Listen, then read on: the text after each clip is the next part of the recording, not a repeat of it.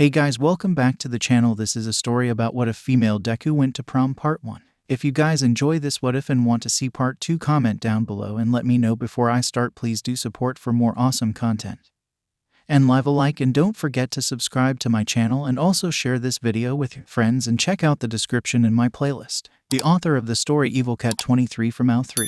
So let's start the video. Denki sighed heavily as he, rather boredly, watched his documentary on butterflies. It was a boring documentary, but he had a plate full of food and he needed something to watch while he ate. So, butterflies. It was the middle of a nice Sunday afternoon. Most of his classmates were off training, but Denki felt it was okay to skip training today and train tomorrow after class. He quietly, but quickly, shoved instant noodles in his mouth as the poor bored-sounding narrator droned on. When the male monarch butterfly wishes to attract the attention of a female monarch butterfly, he will first approach. So, what kind of training did you want me to try? Izumi asked, and she and Hitoshi walked out of the elevator. The male butterfly will first try and flutter his wings rapidly in an attempt to catch the female's attention. We're doing gymnastics. For all the power you have, you should try and be a little more flexible. Sometimes it doesn't work. Like this time. The female looks away, disinterested. Are you saying I'm not flexible? Izumi coyly smiled at Hitoshi as they stepped down towards the main doors. I mean, you've got muscles, sure, but it's as Mr. Aizawa says. It's what you do with those muscles that count. When Hitoshi went quiet, Denki turned to see what was going on. Izumi was now on the ground. She had her forearms on the ground while she had her back and legs up in the air. Her legs and back at an angle that was hard to do unless you knew exactly what you were doing. The scorpion. Denki recognized the move instantly. He went back to his documentary so he wouldn't be caught staring. Oof, wrong move, Toshi. When flapping his wings don't work, the male will chase after the female for a while. Oh, Hitoshi slumped a little as Izumi quickly went upright. Sorry, Izumi giggled and straightened her shirt. No harm done. But you know, I wouldn't mind learning a bit about the silk acrobatic training Mr. Aizawa teaches you. Now that looks fun. Yeah, no problem. We'll start small, of course, and then the male will pull out one final move to attract the female to him. A courtship dance. For every butterfly, the dance is different, only relevant to the species. You know, if you want, kitten, I can even show you some trapeze that I know. The two of them walked past Denki without any acknowledgement. Trapeze, huh? Well, only if you're there, catch me. Izumi rubbed up against Hitoshi's shoulder. Hitoshi gave a startled laugh. Of course. Then the two of them left the dorm, thus leaving Denki alone to enjoy his noodles once again. This mating courtship seemed to be successful. Look at how the female reciprocates the male's advances. Not the only one. Denki slurped at his food. A small smile played at his lips. There was a small pretty big betting pool on when Izumi and Hitoshi would finally admit their feelings for one another. It was there and it was obvious. Denki had next month in the pool. And now the male monarch butterfly will pin the female butterfly to the ground in an attempt to copulate with her. The female does everything she can to avoid this by keeping her abdomen as far away as possible from the male pinning her down. If this mating is successful, and the eggs are fertilized, the male butterfly will soon die. Jesus Christ. As future heroes, it is your job to inspire hope in the youth of today. So, suit up. We're going on a field trip. Those were the first things Mr. Aizawa said to them that crisp autumn Monday morning. Don't tell me we're going to be babysitting a bunch of snot-nosed toddlers. Bakugo groaned at the idea of having to be entertainment for children, especially after what happened with him and Todoroki during their provisional license redo. Something Izumi was glad she missed. Mr. Aizawa's silence spoke volumes. Izumi grabbed her case and perusal. She stood to the side while she waited for Hitoshi to grab his own case. Once he had his case, the two of them started to walk together. So, how's therapy with Dr. Kenji going? She asked him softly while she held her case out in front of her. Dr. Kenji was Hitoshi's personal therapist. Paid for by the school, Dr. Alistair Kenji specialized in teenagers like Hitoshi. Teenagers who were abused by loved ones now had to learn how to cope healthfully. While Hound Dog was the school counselor, who had therapist credentials, it was decided that Hitoshi and Izumi alike were out of his pay grade of expertise. He's great, Hitoshi answered softly. Hitoshi blushed a little and rubbed at the back of his head. He encouraged me to take a bit of a leap of faith. Oh, Izumi got closer to Hitoshi. Spill, she demanded, and he rubbed at the back of his head while his blush grew across his face. Not yet, he practically whispered. Later, on a later day, he told her. Fine, keep your secrets. Izumi backed off with a smile. What about you and Dr. Collins? How are those coming along? Yep, the school got Dr. Nina Collins for Izumi. The therapist helped her when she was in the mental health facility for a short period of time after her rape. Dr. Collins and Izumi really clicked well. She was just what Izumi needed. Oh, she's great, as usual. Well, Izumi blushed the same as Hitoshi had just moments ago. She told me to go after something that I've been debating on, Izumi whispered and tried to hide her face behind her suitcase. Oh, now Hitoshi rubbed his shoulder against her similar to the way she had just moments ago. Want to talk about it? Izumi shook her head slowly as her face continued to heat up. Maybe another time. She laughed an awkward laugh while fully hiding her face behind her case now. It was funny, he could still see the glow that was radiating off of her blushing cheeks. Of course, he backed off with a smile. Izumi lowered the case. The two of them went on to talk about normal things until they had to separate to go and get change. Izumi was humming softly as she quickly changed into her hero costume. So, our job is to inspire hope into a bunch of children. It should be easy. Ochako happily came up and wrapped her arms around Izumi's shoulders once her friend was finished zipping her costume up. Disagree, Izumi commented without thinking about it. These children are the offspring of generations of quirks at this point. They most likely have super powerful quirks to show for it. How do you inspire hope into someone who knows they're a lot stronger than you are? She inquired with a bit of a weak smile. She then turned to Ochako. You demonstrate. This isn't us giving some half-assed cheesy message about hope. This is us showing these kids that we will be their heroes. Izumi's right. If it was simple, Mr. Aizawa wouldn't have us do it, after all. Momo joined in. True, all the girls sighed. Izumi finished putting on the rest of her outfit and looked at herself in the mirror, just checking to make sure everything was where it needed to be. Look at Yumina-kun as she came up and gently pinched Izumi's cheek. You're looking good these last few months. You're glowing again and there's that smile. Izumi couldn't help but smile. Have I been smiling a little more? She asked and rubbed at the back of her head. Yes, yep, It was Gyro that came up next. If I had to guess why, I'd say it's a certain lavender-haired boy. She teased. Izumi blushed. Toshi. She faked looking at a watch that wasn't on her wrist. Oh, look at the time. No, the girls weren't going to let her go so easily. Instantly, Gyro and Mina grabbed Izumi's shoulders and kept her still, stopping her from escaping them. Come on, Zoo. Spill. When are you confessing? Mina immediately demanded. The wait is killing us. We can't stand the flirting anymore. You are aware that if she confesses and he says yes, the flirting will intensify, not decrease, right? Ochako grinned and wrapped an arm around Izumi's shoulder. Ochako was the first female in their class to learn of Izumi's crush on her best friend. She wasn't surprised. Neither were the other girls. In fact, they already knew before Izumi knew. When asked how, Momo answered with a simple, sweetheart, it was obvious. Well, how was she to know that? She never had a crush before. She's never liked someone the way she liked Hitoshi. Izumi was never given that luxury through junior high. Okay, that was a semi-lie. When she was 11, Izumi was convinced that she was going to marry 𝐴𝐷. But what child didn't have a celebrity crush? This was different than that. This isn't some impossible dream of marrying 𝐴𝐷. Hitoshi was right there. He wasn't an impossible dream. He was a real person, and that terrified her. Regardless, just tell him. Izumi, he likes you too. I see it all over his face. You are practically his world. Every time you walk into a room that he's in, his face just lights up. It's actually quite cute. Mina blushed while she cradled her own face in her hands. I wish someone would look at me the way he looks at you. She gushed. Izumi's face heated up the same.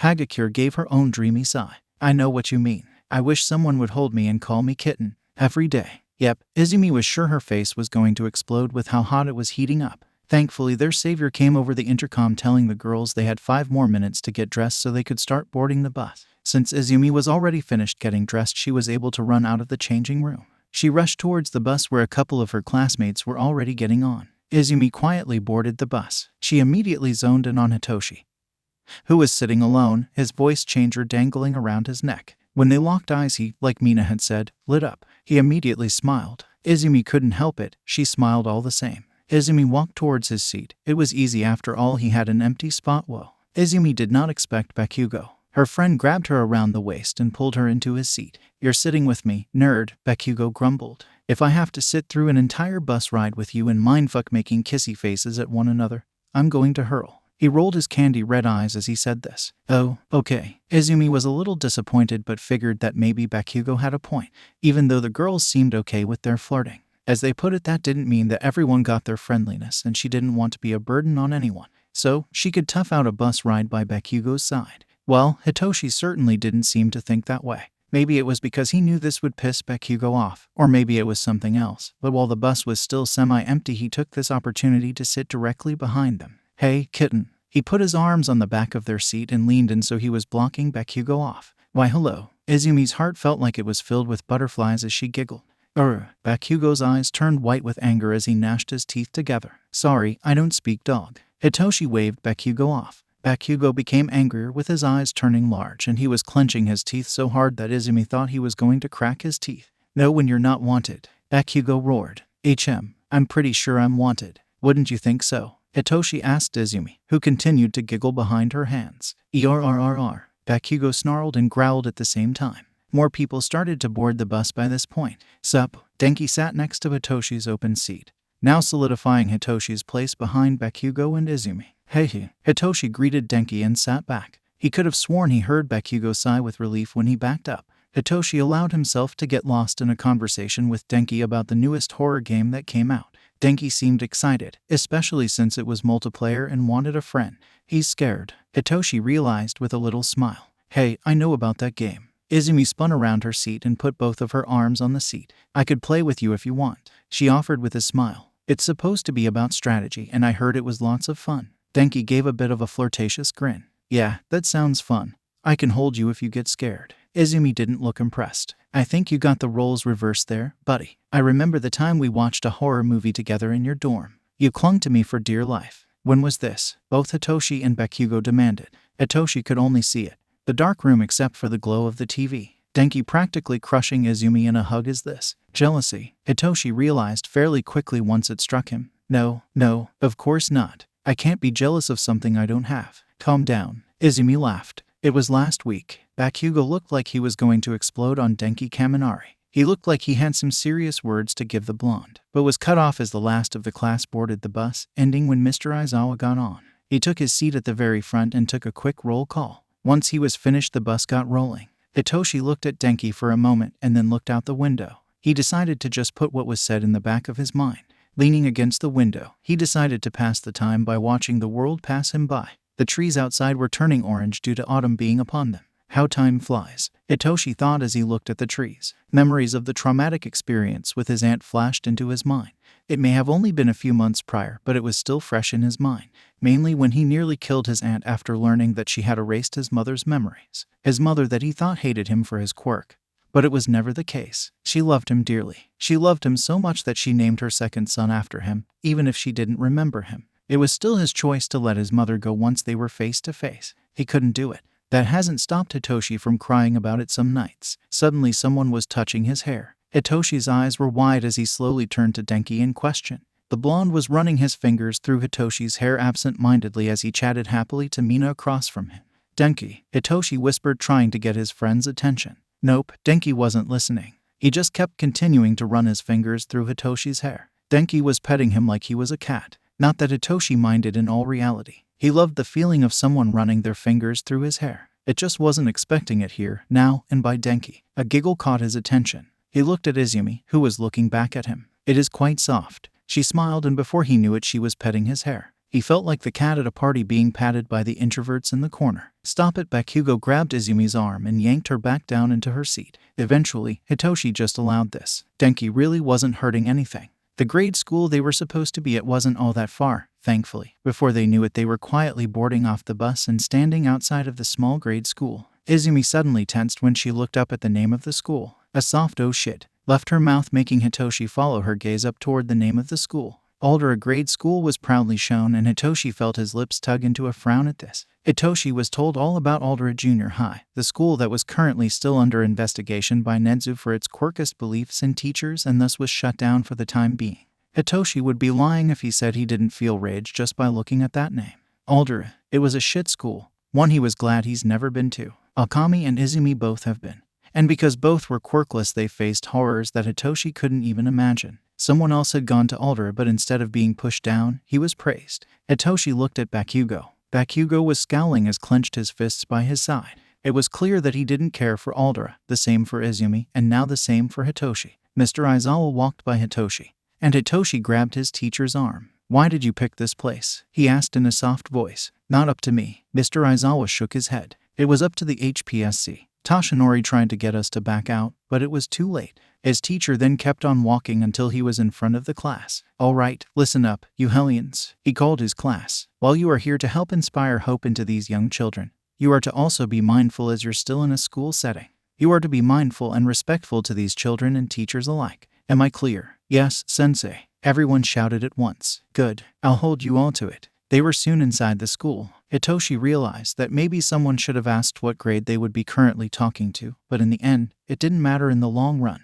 They were talking to a bunch of first graders. They walked inside the classroom and all 20 of them stood proud in front of the classroom full of children. Oh, the teacher clapped his hands happily and stood up to greet Mr. Aizawa. Hitoshi felt a hand slip into his and squeeze. Oh, he yelled in shock and pain. He turned toward Izumi, the culprit behind the pain, and saw that her eyes were trained on the male teacher greeting Mr. Aizawa. Behind those eyes was a layer of fear as she just stared intensely at the man who was now bowing to Mr. Aizawa. Then, with no prompting, she put her ventilator up and over her mouth, hiding the lower half of her face. Then, in one final move, she put her mask up, which was something she rarely ever did. Hitoshi often wondered why she had a mask in the first place if she never wore it. But here she was, hiding from this man. It made Hitoshi turn toward the teacher and narrow his own eyes. "I'm so proud to be able to host your class today. I hope your children help inspire mine." The man grinned, and his grin only grew when he looked down the line of 20 students. "Bakugo Katsuki, is that you?" The man rushed past Hitoshi and Izumi alike to get to Bakugo.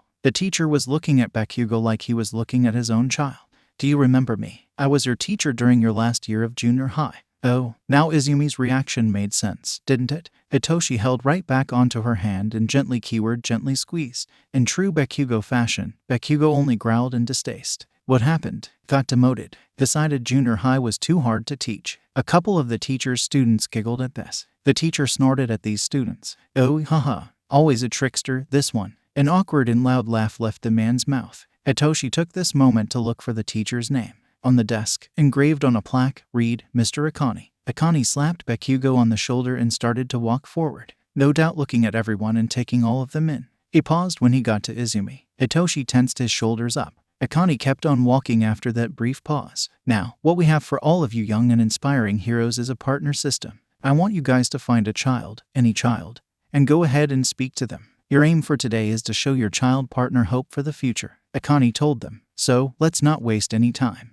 Go on and find a child." Izumi let go of Hitoshi's hand and seemed to gun it for the back of the class. At first, Hitoshi didn't know why, until he spotted the little girl. The girl, no older than 6, sat in the far corner of the class. This little girl had no visible quirks and seemed to be trying to keep quiet and unseen. She had plain black hair that was choppily cut. Not as she had cut it, but like someone else had cut it for her. Like maybe a couple of bullies with nothing better to do. "Hey," Izumi whispered as she squatted down beside the girl's desk in a non-threatening way. The girl blinked owlishly. "You're a girl." "I am." "Leave it to Izumi to find the broken kid that fast." Hitoshi shook his head as he started to look for a child. Well, Hitoshi wasn't much better. He spotted a kid, another little girl, who had her head down on the desk. It didn't seem like she was sleeping, more like she was pretending to sleep so as not to attract attention. "Hey," he kicked her foot lightly. Instantly the girl sat up and stared at him. This girl had baby blue hair that was long, way down to her butt. It was wavy, like Hitoshi's own hair. He squatted down, so they were eye to eye. Her eyes were different colors, like Todoroki's. Her right eye was blue and her left eye was a pretty pink color. "You need a partner." HMPH. The girl abruptly turned from Hitoshi. "Go bug someone else," she grumbled and tried to lay her head back down.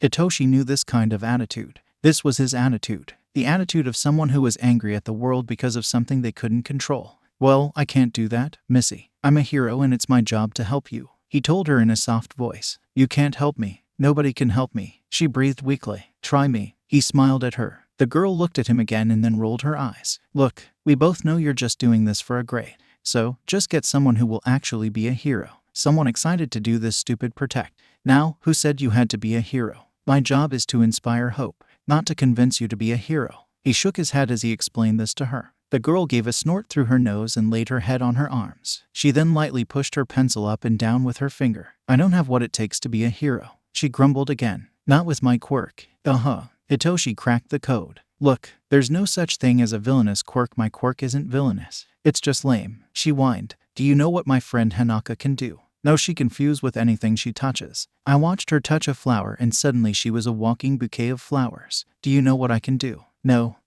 Looking unimpressed, the girl raised her right hand up with her palm up. At first, nothing happened as she just sat there looking bored. Then finally, after about 15 or so seconds, her pencil slowly rose up at a lax pace and landed in her palm perfectly. It was like watching Thor summon his hammer. Only it was a girl slowly summoning her pencil. "I can bring objects to me. Only small objects, and I need to be patient while doing so because it takes forever depending on how far the object is. It's literally the most boring quirk on earth. Hitoshi wasn't laughing at the girl. Seriously, he wasn't. He trying not to laugh at her delivery. She sounded so much like him when he was younger. He remembered cursing the sky at that age for the quirk he was given. Technically, he didn't stop cursing at the sky until Mr. Aizawa gave him a chance. Okay, so you don't have the flashiest of quirks. That's okay. You can do plenty of things with that quirk. Like what? Be a librarian. Come here, book. The girl opened her palm. Another beat of silence as her notebook ever so slowly rose into the air and into her open palm. The quirk isn't everything, he settled on saying as he put a hand on her. Look at me. My quirk isn't the flashiest, but that doesn't mean I'm not going to be a hero. You don't need your quirk to be anything. HMPH. My name is Itoshi Shinsu. He brought his hand out. What's yours? The girl looked at him. Yumcho. She greeted him in a soft voice before she put her hand into his. They shook hands and he smiled. Yumcho. How pretty. A pretty name for a pretty girl. He teased and gently pinched her cheek. Heh. Yum giggled at this. If you think I'm pretty, you should see my older sister. Yum sighed. I wanted her quirk. I waited and begged for my wings to unfold. I'm sure maybe one day. He patted her head. For now, let's talk about what you maybe want to be when you get older. I know you said a hero is out, but surely there's something you want to be. Yum blushed. A ballerina ... like my sister. You should see her when she dances. So, something the two kids didn't realize was that this was an all-day thing. Meaning they would eat lunch in this school as well. All were paid for by UA. No doubt her classmates would be wondering where Izumi was when she went off with her little partner to the back of the courtyard. Teo Yuri was her partner's name. Izumi knew it the moment she laid eyes on the little girl trying to make herself invisible in the back of the class. Teo is quirkless, a poor child caught in the 20%. A child with plain black hair, slightly pudgy, and had big brown doe eyes that made Izumi's heart melt. While out of the classroom, Izumi allowed herself to lower the ventilator and hood from her face, thus allowing Teo to see her full face. Mr. Akane is mean to me, Teo whispered while she clung to Izumi for dear life. Izumi knew it was unprofessional to be holding Teo like she was Uri. She hardly knew this child, but she couldn't help it. Izumi knew that heartbreak personally. I bet he is. He was mean to me when I was his student. He gives me detention for no reason. My pencil dropped and I leaned down to get it and he yelled at me in front of the whole class. Teo slammed her head against Izumi's chest and cried softly. It's okay, Izumi whispered while she patted the little girl's hair. It's going to be okay. I know it seems like it'll never end, but it will end. Soon, you'll get friends who love you for you. You can't possibly know that. Teo whimpered pitifully. She pulled away from Izumi and wiggled a bit, a sign she wanted to be put down. Izumi complied and put the girl back on the ground. I do know that. I was like you until I reached high school. I was quirkless. It sucked. I was picked on endlessly by students and teachers because of something I couldn't control. Your dream came true. Mine never will. I just want a quirk. Any quirk. I'll even take Yum's lame quirk. While your dream of getting a quirk may never happen, that doesn't mean your dream won't come true, Teo. She whispered and ran her fingers through the girl's choppy hair. Let me guess. Little girls cornered you? She asked the child. Teo nodded. Tell you what, let's get some lunch together and after, if we have time during recess, I'll help you fix it. I have this friend. He's pretty good with scissors. Izumi promised. You mean it? Izumi nodded. Yeah. Izumi brought her hand out for the child to take. Come on, the others might pick on me. Not while I'm with you, they won't. Hand in hand, the two of them walked toward the cafeteria. Izumi opened the doors for both of them. She allowed Teo to walk in first and she followed right behind the child. They got halfway through the cafeteria when someone Izumi didn't know thought it wise to throw something in their direction at Teo. Only Izumi was quicker. She grabbed the milk carton before it hit Teo. Izumi tossed the carton up and down in her open palm as she stared at the fifth grader that tossed it. Do something more productive with your time, she demanded before herding Teo along. She tossed the carton of milk in the trash. She and Teo got their food with ease. It was when they were coming to their table did Izumi pause and swallowed hard. Mr. Akane was with their class. He was, per usual, gushing over Bakugo, only it wasn't just Bakugo. Who's the girl with Kaken? Izumi asked Teo. It's Hana. She has a really strong quirk. She can put anything and anyone in a bubble and send them floating up. Izumi huffed and then walked with Teo. Let's sit at the end with my teacher, Izumi whispered to the little girl. As soon as they sat down, Mr. Aizawa smiled. Hey, he greeted Teo. Teo looked at Izumi. Izumi smiled at her. He doesn't bite. Hello. Mr. Akane came stalking up only seconds later. Teo, do not bug the kind hero from UA.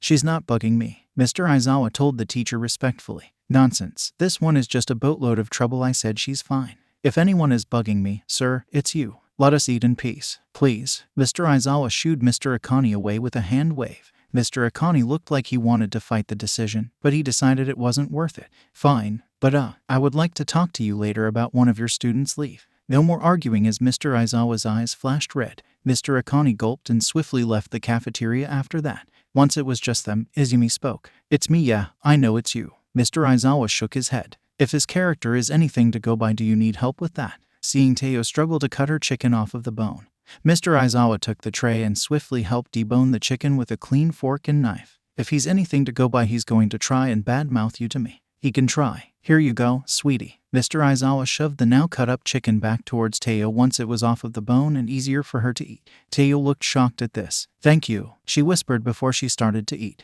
𝐬𝐬 couldn't help it, she laughed a little. Of all the schools and of all the teachers, 𝐬𝐬 had noticed that Mr. 𝐀𝐻𝐭 was watching her. A lot. It sent shivers down her spine as she could only think of Fujiwara, her rapist. Fujiwara liked to watch her. A lot. So much so that he had camera footage of her. By the end of the day, 𝐬𝐬 couldn't help it. She gravitated towards Mr. Aizawa just to feel safe without making Teo aware. You know, I think my big brother would like you, Teo told 𝐬𝐬 rather excitedly. Is that so? 𝐬𝐬 smiled at Teo. Teo nodded. He's nice. I hope you'll see him. He usually picks me up after school. She grinned. I'd love to meet him. 𝐬𝐬 grinned. The grin was forced, but not because of Teo. Stop staring at me, you creepy motherfucker, she thought as she stared at Mr. 𝐀𝐻𝐭 out of the corner of her eye. Teo hugged 𝐬𝐬. 𝐬𝐬 reacted as she would with 𝐸𝐸. She picked Teo up and held her close. Happy laughs left Teo's mouth when 𝐬𝐬 gently tossed her up in the air. 𝐬𝐬, Mr. Aizawa spoke softly, making her stop instantly. Don't do that. Sorry, Mr. Aizawa. She apologized and put Teo on the ground. Apologies. She bowed to the girl. Teo smiled. It was fun. Don't worry about it. The door to the classroom opened just as the final bell rang. And came a boy. A boy just a little taller than 𝐬𝐬. He had a bit of a belly, which was fine. He had silver hair that had loose curls. His eyes were a bright golden color, reminding 𝐬𝐬 of honey. The boy had some fat on his cheeks and neck. But it wasn't that bad really. It was rather cute on him, in fact. Not everyone needed to be physically fit like 𝐬𝐬 was. His build was a bit stocky as well. They locked eyes and both froze. 𝐬𝐬 knew this boy. 𝐬𝐬 Midoriya. Is that you? He asked, sounding surprised as he made strides over towards her. Tauka, it's been a while. She turned away from the boy. Tauka Buri, one of 𝐬𝐬's many bullies in junior high. However, Tauka was a little different as he was one of the few that actually caused 𝐬𝐬 harm outside of Bakugo during that time. Tauka, like the Tauka that threw you into 3 lockers and broke your ribs. That Tauka, Hitoshi demanded with a growl as he stepped up. Oh geez, look buddy, I mean no harm. I get what I did wasn't cool. Tauka gave an awkward laugh as he put his hands up. I was just some dumb middle schooler. Hitoshi, it's fine. 𝐬𝐬 gave her friend a smile. It was in the past. HMPH. Hitoshi grumbled a little but returned to his little friend. Big brother, I'm ready to go. Teo happily skipped up next to Tauka. She stood next to him and smiled. She looked at Tauka like he was her world. Just give me a second, okay, kitty? Tauka asked as he stepped up to 𝐬𝐬. Look, I really do want to apologize for the things I did in middle school. He was quiet as he approached her. Having a quirkless sister opened my eyes more than I could think. I realized just how messed up what I did to you was. 𝐬𝐬 smiled a little at his apology. Apology accepted. She whispered back. I want to make it up to you if you'd like. Tauka continued to speak softly as he started to write on a piece of scrap paper. He then folded it and handed it to 𝐬𝐬. That's my number. Maybe we could, I don't know, go on a date sometime, he said with a coy, yet flirtatious, smile playing on his lips. Then he winked. 𝐬𝐬 was gobsmacked, as was the class listening in. Jaws were dropped from nearly everyone in 2A. More so 𝐬𝐬's own jaw. Just what do you think you're playing at, you damn extra? Bakugo grabbed Tauka by the collar. Take your sister and go. Yeah, if we can't get Midoriya, what makes you think you have a chance? Minda scoffed. I agree. Ochako was with Bakugo now, trying to get Tauka out of the classroom. Leave us alone. Don't be trying to steal our class sunshine. Tauka mimicked, putting a phone to his ear. Call me, he called 𝐬𝐬. Out. Hitoshi was now the third person who gave Tauka one final shove out of the room. They were all nice enough to allow Teo to just walk out with ease. 𝐬𝐬 couldn't help it, she laughed. It was a genuine laugh. I'm sorry, she doubled over. I didn't expect that. She slapped her leg and shook her head. Well, after that things seemed to be calming down. Some kids rushed to get their bus while others waited for their siblings or parents to come and get them. Hitoshi stayed with his kid until someone came to pick her up, and boy, 𝐬𝐬 wasn't expecting the sheer beauty that came through that door to pick up 𝐬𝐬. In walked 𝐬𝐬's sister and all eyes were on her. She was absolutely stunning. She made 𝐬𝐬's bisexual heart sing. 𝐬𝐬's sister, Rin Cho. She reminded 𝐬𝐬 of royalty. She was a tall woman, the same age as 𝐬𝐬. She had the same baby blue hair as her sister, only it was in a tight bun up the top of her head. She was thin and lithe. The ballet slippers told 𝐬𝐬 that Rin had to be. She had high cheekbones and a thin face that 𝐬𝐬 would kill for. Her eyes were a smoky gray color, but the real attraction was her wings. rincho had the most beautiful butterfly wings on her back. From the looks of it, she could furl and unfurl them at will, keep them hidden or keep them out. At first, they were hidden, but the moment Rin looked at 𝗃𝗏, they unfurled, showing off their beauty. She had the wings of a 𝗁𝗱𝗃 butterfly, black around the outer parts of the wings with a deep pretty blue filling in the center. The wings were huge, about the entire size of her back. Stunning. Nobody could speak. Are you ready? I'm needed at practice soon. She smiled and extended her hand for her little sister to take. When she and 𝗃𝗏 looked at one another, her wings fluttered. She quickly furled them back, and once she realized she was gusting everyone. My apologies, rincho. She extended her hand for 𝗃𝗏 to take. 𝗃𝗏 blushed as he took her hand. 𝗃𝗏 Shinsu. Rin coyly smiled. 𝗃𝗏, I like that name. Look at those eyes. She cooed a little. 𝐬𝐬 felt something stir in her gut. It was an old feeling that she thought was long since dead inside of her. Jealousy.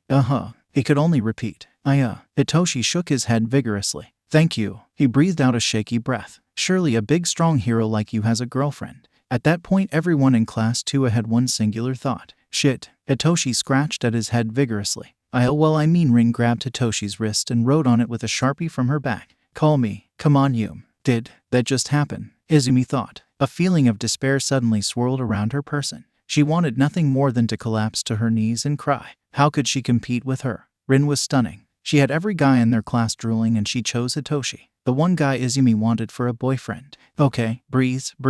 It's not that bad. I just have to confess. I have to confess later on tonight, and maybe he'll choose me. Right, but what if he realizes he wants Rin? Who wouldn't want Rin? 𝐬𝐬's mind was running a mile a minute. She was constantly gnawing at her lips to keep from muttering out loud. To say that class was rather silent after that was an understatement.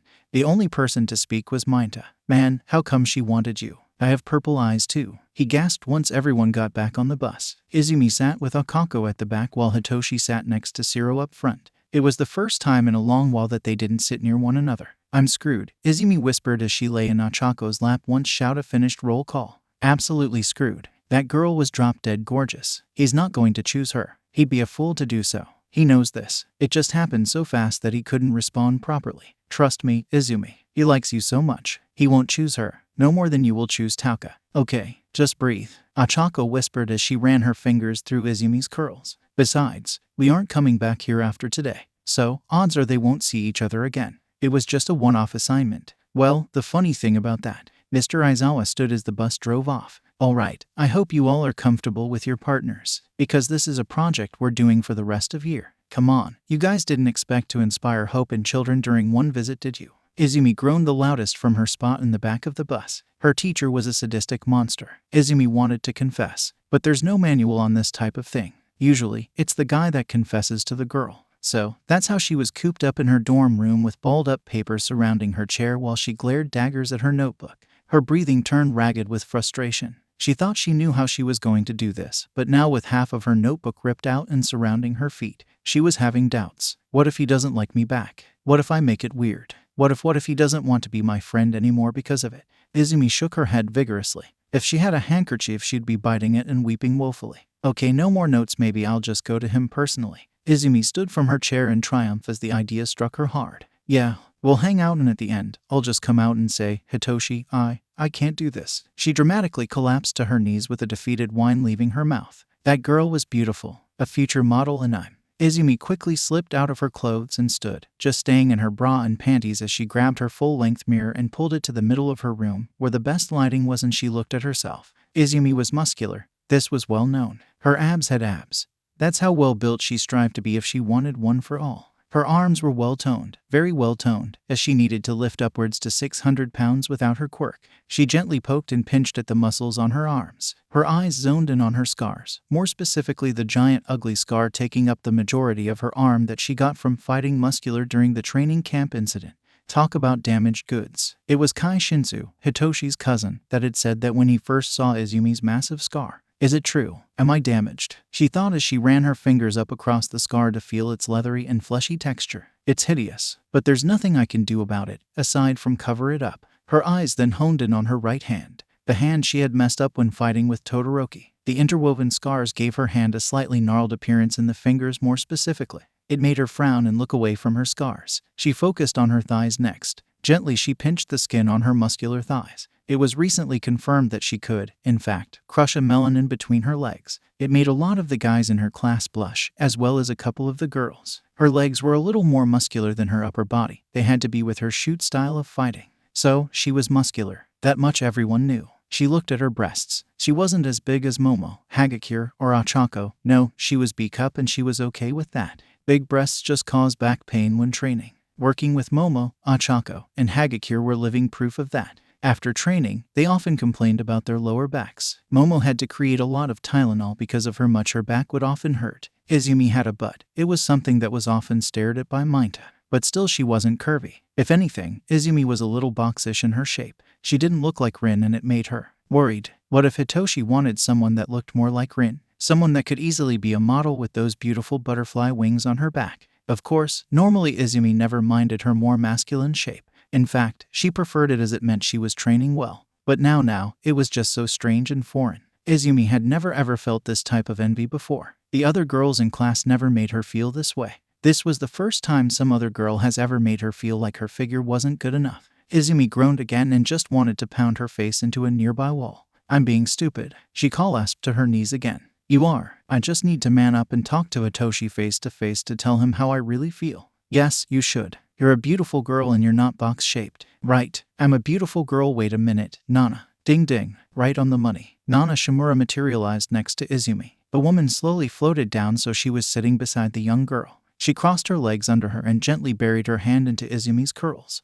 It was a frigid touch that made Izumi shiver like someone was pouring ice water on her head. I have to admit, the other users and I didn't expect boy troubles quite so soon. It's rather cute. Izumi blushed. I forget you guys are always watching me ... It's kinda creepy, to be honest. She laughed and scratched at her face. So, a boy has caught your eye. If I had to take a wild stab in the dark, it's Hitoshi, isn't it? Izumi blushed while nodding. No other boy has ever. Her blush continued to grow. He's the first boy I allowed myself to trust after my rape. He's done so much for me, and she cut herself off and gently put her knees to her chest while looking down at her feet. I'm scared that I'm not good enough. I know I should be focusing on being a hero. That love life will always come second to hero work. And that it might even be too soon for me to try a romantic relationship because of what happened to me. But if I want to get into a relationship, I want him to be my first because I trust him. I trust him so much. Oh, sweetie. Nana was gentle as she wrapped Izumi into a hug. It's scary. I know it is. I was young once. The best thing you can do is to just confess to him and stop thinking so hard about your looks on whether you have the perfect look, shape, or curves or not.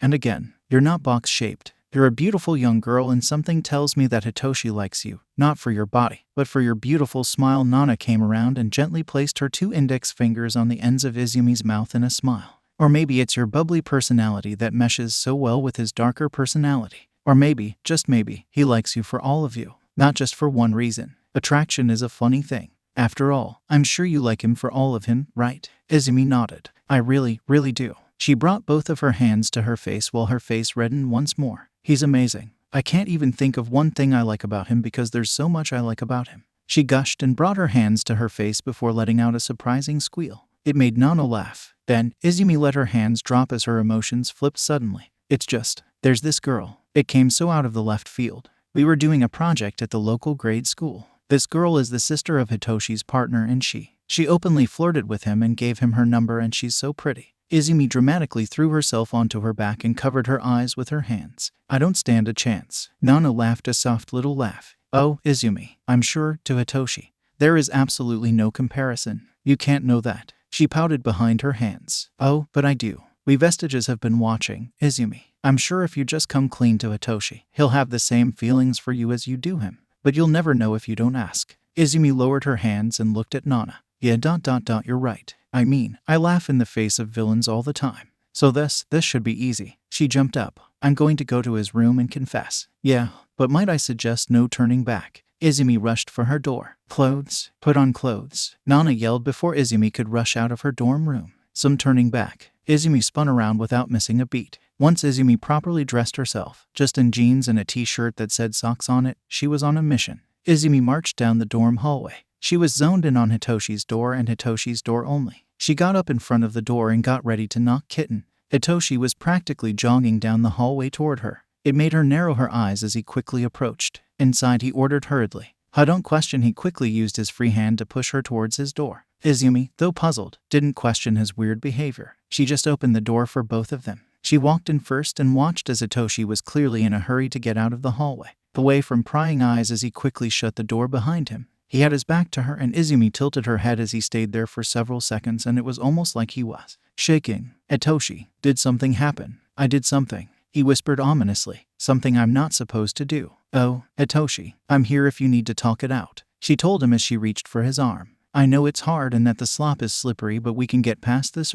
Not talking about that, 𝀃𴂐 stated softly as he turned towards Izumi now. I found ... 𝀃𴂐 reached into his coat pocket. With his free hand he pulled something out. That something turned out to be a kitty. Izumi immediately gushed over the tiny kitten that 𝀃𴂐 was holding up by its scruff. Oh, look at you. She took the kitten gently in her own hands. This kitten was so small that it fits in Izumi's palm perfectly. It was a teeny little fluffy beast. This kitten had white and gray fur, with the gray only being on a little area of their nose and both of their ears and their tail. If Izumi had to guess by the fur and shape of the cat, she'd guessed that they were of a Himalayan breed with no flattened nose. I found him on my way back from taking the garbage out. Thank goodness I didn't have my headphones, and otherwise I wouldn't have spotted him at all. Poor thing was crying in the dumpster. My best guess is that he somehow got in but couldn't get out. Oh, 𝀃𴂐, he can't be older than 6 weeks. Look at him. He's shaking. Izumi held the kitten close to help quell its shivering. I know. That's why I brought him back to the dorms. I couldn't just leave him by the dumpster, by the road. I'm going to get some leftovers from downstairs and some water. Can you watch him? Of course. He's safe with me. Thanks, and I think he might have been someone's pet. 𝀃𴂐 shook his head. Why do you say that? He came right to me. He didn't seem scared at all. Either he got free or someone abandoned him. Regardless, I'll be back. 𝀃𴂐 swiftly left his dorm after that to get the kitten some food and water. Izumi held the baby cat to her chest and gently stroked him behind the ears and up top of the head, places she knew cats like to be patted and scratched. You're safe now, she whispered to the kitten. Izumi lay on the ground. She then let the poor kitten out of her grip but made sure to pull him back in if he tried to run too far. The poor thing looked at her and mewed. I know, baby, she whined in a low voice, to which the kitten meowed again while he wobbled. I know, it's not fair. She gently scratched under his chin. The kitten lifted his head and gave a weak purr at this sudden affection. You're so pretty. The door opened and 𝀃𴂐 came in with a tiny plastic bowl of water and a Tupperware full of baked chicken from the night before. He hurriedly got down and set the bowl of water before the kitten. The kitten showed no interest. 𝀃𴂐 opened the Tupperware. The kitten could smell the food and so rushed to 𝀃𴂐. The kitten tried to bat the piece of food out of 𝀃𴂐's hands, but 𝀃𴂐 didn't budge. So, the kitten did what hungry kittens do best. He wailed. Yeah, you drama queen. I'm trying to make sure you don't choke. 𝀃𴂐 snorted as he finally laid out the shredded chicken bits for the kitten to eat. The tiny beast pounced and started to munch immediately. Poor thing. Izumi reached and patted the kitten with her finger as he ate. Probably hasn't eaten for days. I know. 𝀃𴂐 continued to add small pieces of chicken to the pile before the kitten. Izumi scooted close to 𝀃𴂐 without thinking about it. She rested her head on his shoulder and just watched. We should name him. Yeah, we should, because I'm not releasing him. I thankfully have a litter box. 𝀃𴂐 laughed a little haughty at this win. Why do you have a litter box? She looked at him confused. For this exact scenario. Come on. There was no way I wasn't going to find a way to secretly adopt a cat in the dorms. He smiled and she smiled back at him. I'm not surprised.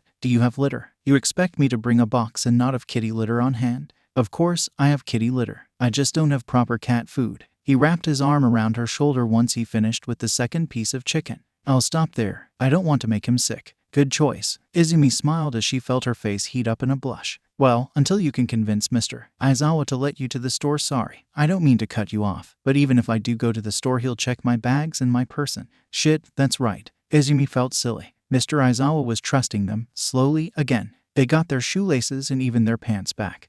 But he still does surprise inspections and wellness checks on them. That includes the store. Neither of them was allowed razors for the foreseeable future, so when they return from the store, their bags and person are to be checked. Izumi had to now wax her legs and underarms with the help of Momo and her wax melter. It's not fun. Okay, give me a second to think about this. She tried to whack her brain for any way for them to sneak cat food in.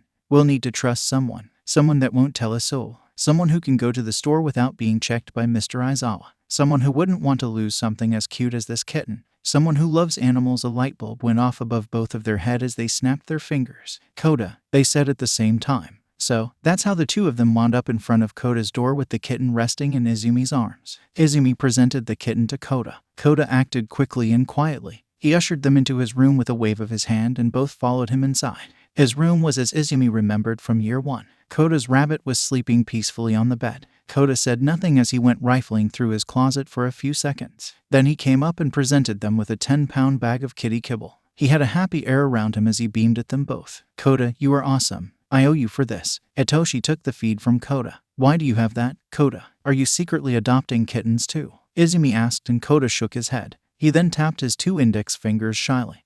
He hesitated and blushed. I feed the cats by the dumpsters. He spoke in a tiny whisper so quiet that 𝐬𝐬𝐬 almost couldn't hear it. I see them eating out of the trash bags, so I try and give them the food they need. They aren't shy around me, but when others come they often scatter. He then put both hands behind his back as he looked at the ground. However, I don't recognize this one, so he must be new. 𝗀𝐻 ... You're a saint. 𝗊𝐻 smiled at 𝗀𝐻 and then looked at the kitten in 𝐬𝐬𝐬's arms. Like I said, I owe you. If you need anything, just tell me and I'll try and make it happen. They got the kitten's new home in 𝗊𝐻's room all set up. The litter box was inside the little bathroom in 𝗊𝐻's room and the food was by his bed. He hid the food away under his bed. Eventually the two of them just collapsed onto 𝗊𝐻's bed together. We probably shouldn't lie to him about this, especially to Mr. Aizawa. 𝐬𝐬𝐬 smiled. I see why you think that. But I can guarantee the moment that old geezer lays his greedy black eyes on my kitten he's taking the kitten home.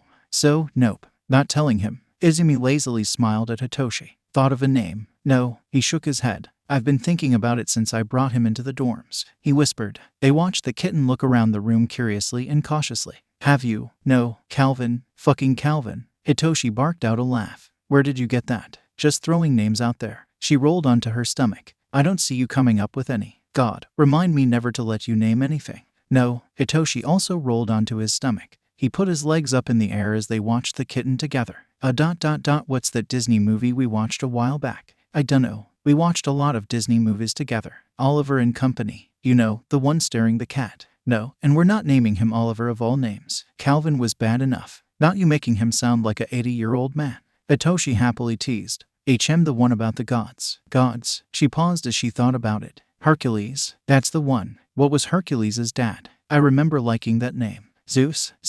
It's perfect. 𝗊𝐻 blushed as he looked down at little Zeus who was now sniffing at 𝗊𝐻's shoes. Zeus the cat. Yeah, I guess that's a good name for him. She smiled at 𝗊𝐻's smile. Yeah, better than Calvin anyways. 𝐬𝐬𝐬 wasn't going to let it slide any longer. She grabbed 𝗊𝐻's pillow and she yelped when he grabbed his second pillow and smacked her in the face with it, catching her completely off guard. I knew you would try something. It's on. That's how they got into a pillow fight. They, 2 heroes in try. 2 very serious teenagers, nearly 17 years of age now, were having a pillow fight. Faces were hit with soft cushions and laughter was to be had. 𝐬𝐬𝐬 and 𝗊𝐻 were just blindly swinging their pillows and they weren't really paying attention as they tried to dodge. Whoa, 𝐬𝐬𝐬 felt her balance slip as she went back just a little too far. Next thing she knew she was falling. She blindly reached for anything to stop her. 𝗊𝐻 leaped across the bed in an attempt to grab her before she fell. Well, he did manage to grab her wrist, but it was just a little too late. Her weight pulled him down with her. The two of them fell to the ground with a loud thump that vibrated the whole floor. They, undoubtedly, scared their new kitten companion who ran under 𝗊𝐻's bed for cover. Whoops, 𝐬𝐬𝐬 whispered as she looked up at 𝗊𝐻. 𝗊𝐻 was right on top of her and surprisingly, it wasn't the first time they were in this posit. 𝐬𝐬𝐬 felt comfortable because she knew that even with him on top of her she was completely and utterly safe. Let's be a little more careful next time, yeah? She laughed breathlessly. He also laughed like he was out of breath. Agreed. He smiled at her. 𝗊𝐻. 𝐬𝐬𝐬 sighed softly. Tell him now. She decided firmly in her head. Now was the best time. Yes, kitten. 𝗬𝐬𝐬 blushed. Well, there's something I've been meaning to. Tell you her heart started beating rapidly in excitement. All those villains she's fought had nothing on this moment. This was a thrill she wasn't sure if she'd ever be able to replicate again. Why yes, she was sure by the redness growing in 𝗊𝐻's own face that his own heart was rapidly beating the same as hers. She swallowed hard. Well, it's just that. The door was slammed open making both of them jump. I was told young 𝐬𝐬𝐬 was in here. Toshinori, a man with a vendetta against doors, who needed 𝐬𝐬𝐬 at that moment for whatever reason, paused once he saw the position the two of them were currently in. One 𝐬𝐬𝐬 herself didn't think about. It definitely didn't look good. 𝗊𝐻 was directly on top of her with his legs straddling her waist and his hands by her head. Izumi swallowed hard. Yes, did you need something, All Might? She asked normally while still out of breath. 𝗂𝐽. Yeah. The fountain of blood that sprayed out Toshinori's mouth wasn't surprising. What was surprising was how long it took for it to happen. Izumi sighed. You better put a pin into what you were going to say, kitten. Yeah, I'll tell you later. Izumi felt a little frustrated as she wiggled out from under Hitoshi to get to Toshinori. Yes, All Might. What did you need? She worked quick as she pulled out a pack of tissues she learned to keep on her and she gently dabbed around his mouth. The two of them then walked out of Hitoshi's room. But before that door shut, Hitoshi and Toshinori locked eyes. Hitoshi was glad that Toshinori didn't have a quirk anymore, because if Toshinori still had access to one, for all he'd no doubt be charging at Hitoshi as All Might if the death glare Hitoshi was being given was any indicator to go by. Hitoshi was not surprised when Toshinori asked to meet him the next morning before class was to start. Hitoshi wished he had made a will and testament before this moment, but it never even crossed his mind until he was sitting across from the retired #1 hero. Hitoshi clasped his hands together on top of Toshinori's desk and tried to keep his nerves at bay. Good morning, All Might. Is there a reason you needed me here today? He asked as politely as he possibly could be. Yes, I'm not going to beat around the bush with you, young Shinsu. You're a smart boy and I think you know exactly why I called you here today. It wasn't a question, but a statement. One that made Hitoshi sigh. Look, what you saw yesterday wasn't what you think. We were being playful and she fell. I tried to catch her, honest. We just wound up falling. Yes, Izumi told me all of this. Toshinori's icy blue eyes never once wavered from Hitoshi's indigo purple ones. While Izumi is the subject of what I want to talk about, it was not about what I walked in on. It's come to my attention that you may have feelings for young Midoriya. Hitoshi blushed a bright pink. He reached into his pocket and gently touched the letter hidden away on his person. A letter that he was planning on giving to Izumi, telling her his feelings. Yeah, I do. She's amazing. He breathed while clutching at his pants. He felt his heart beat painfully in his chest. I get it. You're young. Toshinori shook his head, not matching Hitoshi's excited, love-struck energy. So, allow me to be your guide and tell you. It's inappropriate. Hitoshi's excited energy died in only milliseconds. He looked at Toshinori in surprise. Inappropriate, he whispered. Yes, you see, young Shinsu, Izumi trusts you. She trusts you a lot, actually. You were the person who told her that boys and men can be trusted again. You helped her when she found out she was pregnant. And while I don't agree with the abortion personally, I do realize it was the best outcome. Still, all of that aside, you need to see that your crush on her is completely inappropriate. Izumi trusts you and you have to see how manipulative it can be for you to have these feelings for her. Do you see how you are essentially taking advantage of her kindness and vulnerability? Hitoshi swallowed hard as he blinked. I mean ... she can trust me. I'd never dream of hurting her. Look, I didn't want to say this, but don't you see how Izumi's rape messed with her deeply? Of course, rape would mess with anyone. Yes, and can't you see how her rape may be leading her to need approval from her peers? How, if you ask her to be in a relationship that will make her think she's doing the right thing? Can't you see how that's taking advantage of her? How this may even put a pause on her work for being a hero? She needs a friend, young Shinsu, a friend that's going to be there for her, not a boyfriend. Hitoshi paused while he let out a soft, shuddering breath. I never wanted to take advantage of her feelings. I know. Trust me, I know. Again, you're young and there are other fish in the sea. Toshinori paused and put one of his hands on Hitoshi's shoulder. Not Izumi. I hope you understand. I do. I understand, he whispered while trying to control his shaking. Thank you for telling me. Of course, my boy. Toshinori stood as did Hitoshi. Toshinori had a hand on Hitoshi's back as he swept the boy out of his office. I know you didn't mean it. Again, you're young and you don't have experience with these types of things. So, I thought I'd help.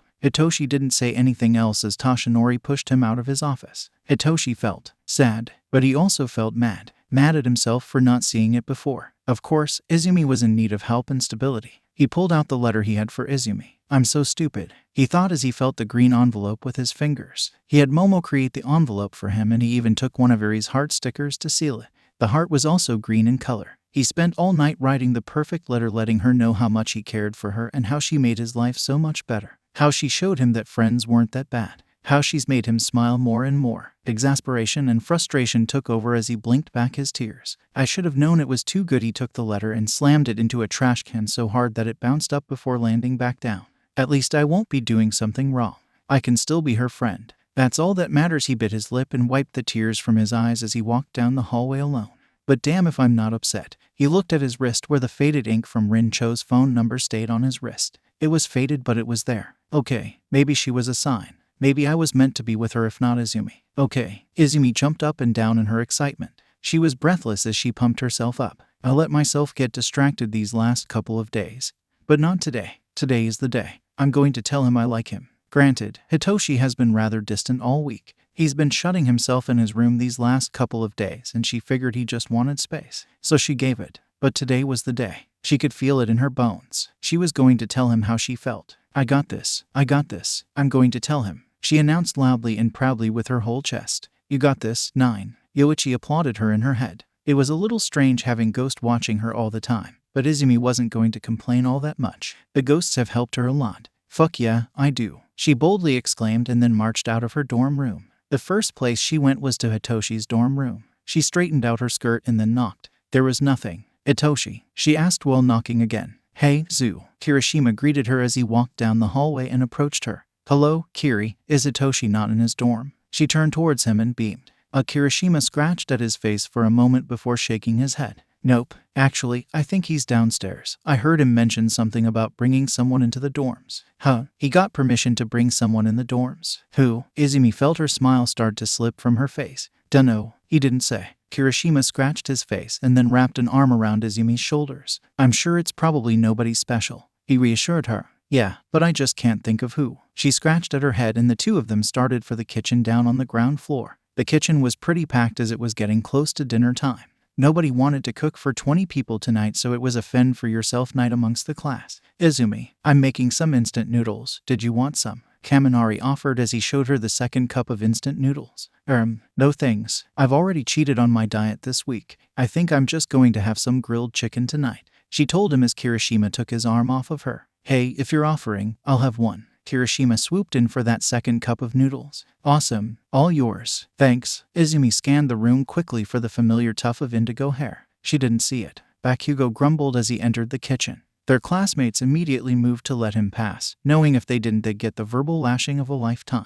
Bakugo opened the fridge to scout for his dinner. Izumi, could you possibly make me a piece of grilled chicken? Ochako came up and rested her chin on Izumi's head. Of course, sweetie. I was thinking of making steamed broccoli with it if you wanted some of that too. Izumi reached up and patted Ochako's hair. Ochako gave a fake gasp. Cannibalism in the dorms. Broccoli shouldn't eat broccoli. She faux clutched her pearls and backed away from Izumi dramatically. Izumi smiled at her. You promised you wouldn't tell. Izumi put her finger to her lips playfully, to which Ochako giggled. But in all seriousness, no. I don't like steamed broccoli. Ochako stuck her tongue out in disgust at the idea. Fair. Izumi would never get to eat that night. Her appetite would soon be ruined only moments after that conversation. Hell, it was ruined when she heard Jiru's soft a ... Her friend looked towards the common room. So, naturally hearing that, it made everyone who heard, Izumi included, look in that direction. Izumi's heart dropped when she saw butterfly wings beside Hitoshi. Hitoshi was standing there, looking awkward as he gently tapped his shoe against the ground. He was holding hands with Rin-cho. Rin's hair was up in that familiar tight bun and she was wearing a leotard with her jean shorts and beaten-up tennis shoes. She smiled at all of them. Hello, it's so nice to see you all again. She greeted all of Tua warmly. The kitchen went quiet. All cooking ceased from everyone as they just stared. Everyone, you remember Rin-cho, my grade school partner's sister. Hitoshi embarrassedly looked away from everyone, unable to meet their eyes. Well, we're dating now. So, he still just couldn't look at his classmates as he rubbed at the back of his neck and ticked his tongue. Yeah, Izumi didn't think it was really possible for one to feel heartbreak like this so young. I knew it. I wasn't pretty enough for him. I beat his ass. 9. Came second's voice inside of her head. Izumi shut her eyes tightly, sucked in a breath and smiled. That's great. She clapped her hands happily as her personality flipped on a dime. I knew the moment I saw her that you two would get together. Hi, I'm Izumi Midoriya. She greeted Rin before bowing. She kept her tone completely chipper and bubbly. To say that the air was a little on the tense side with the others in their class was a bit of an understatement.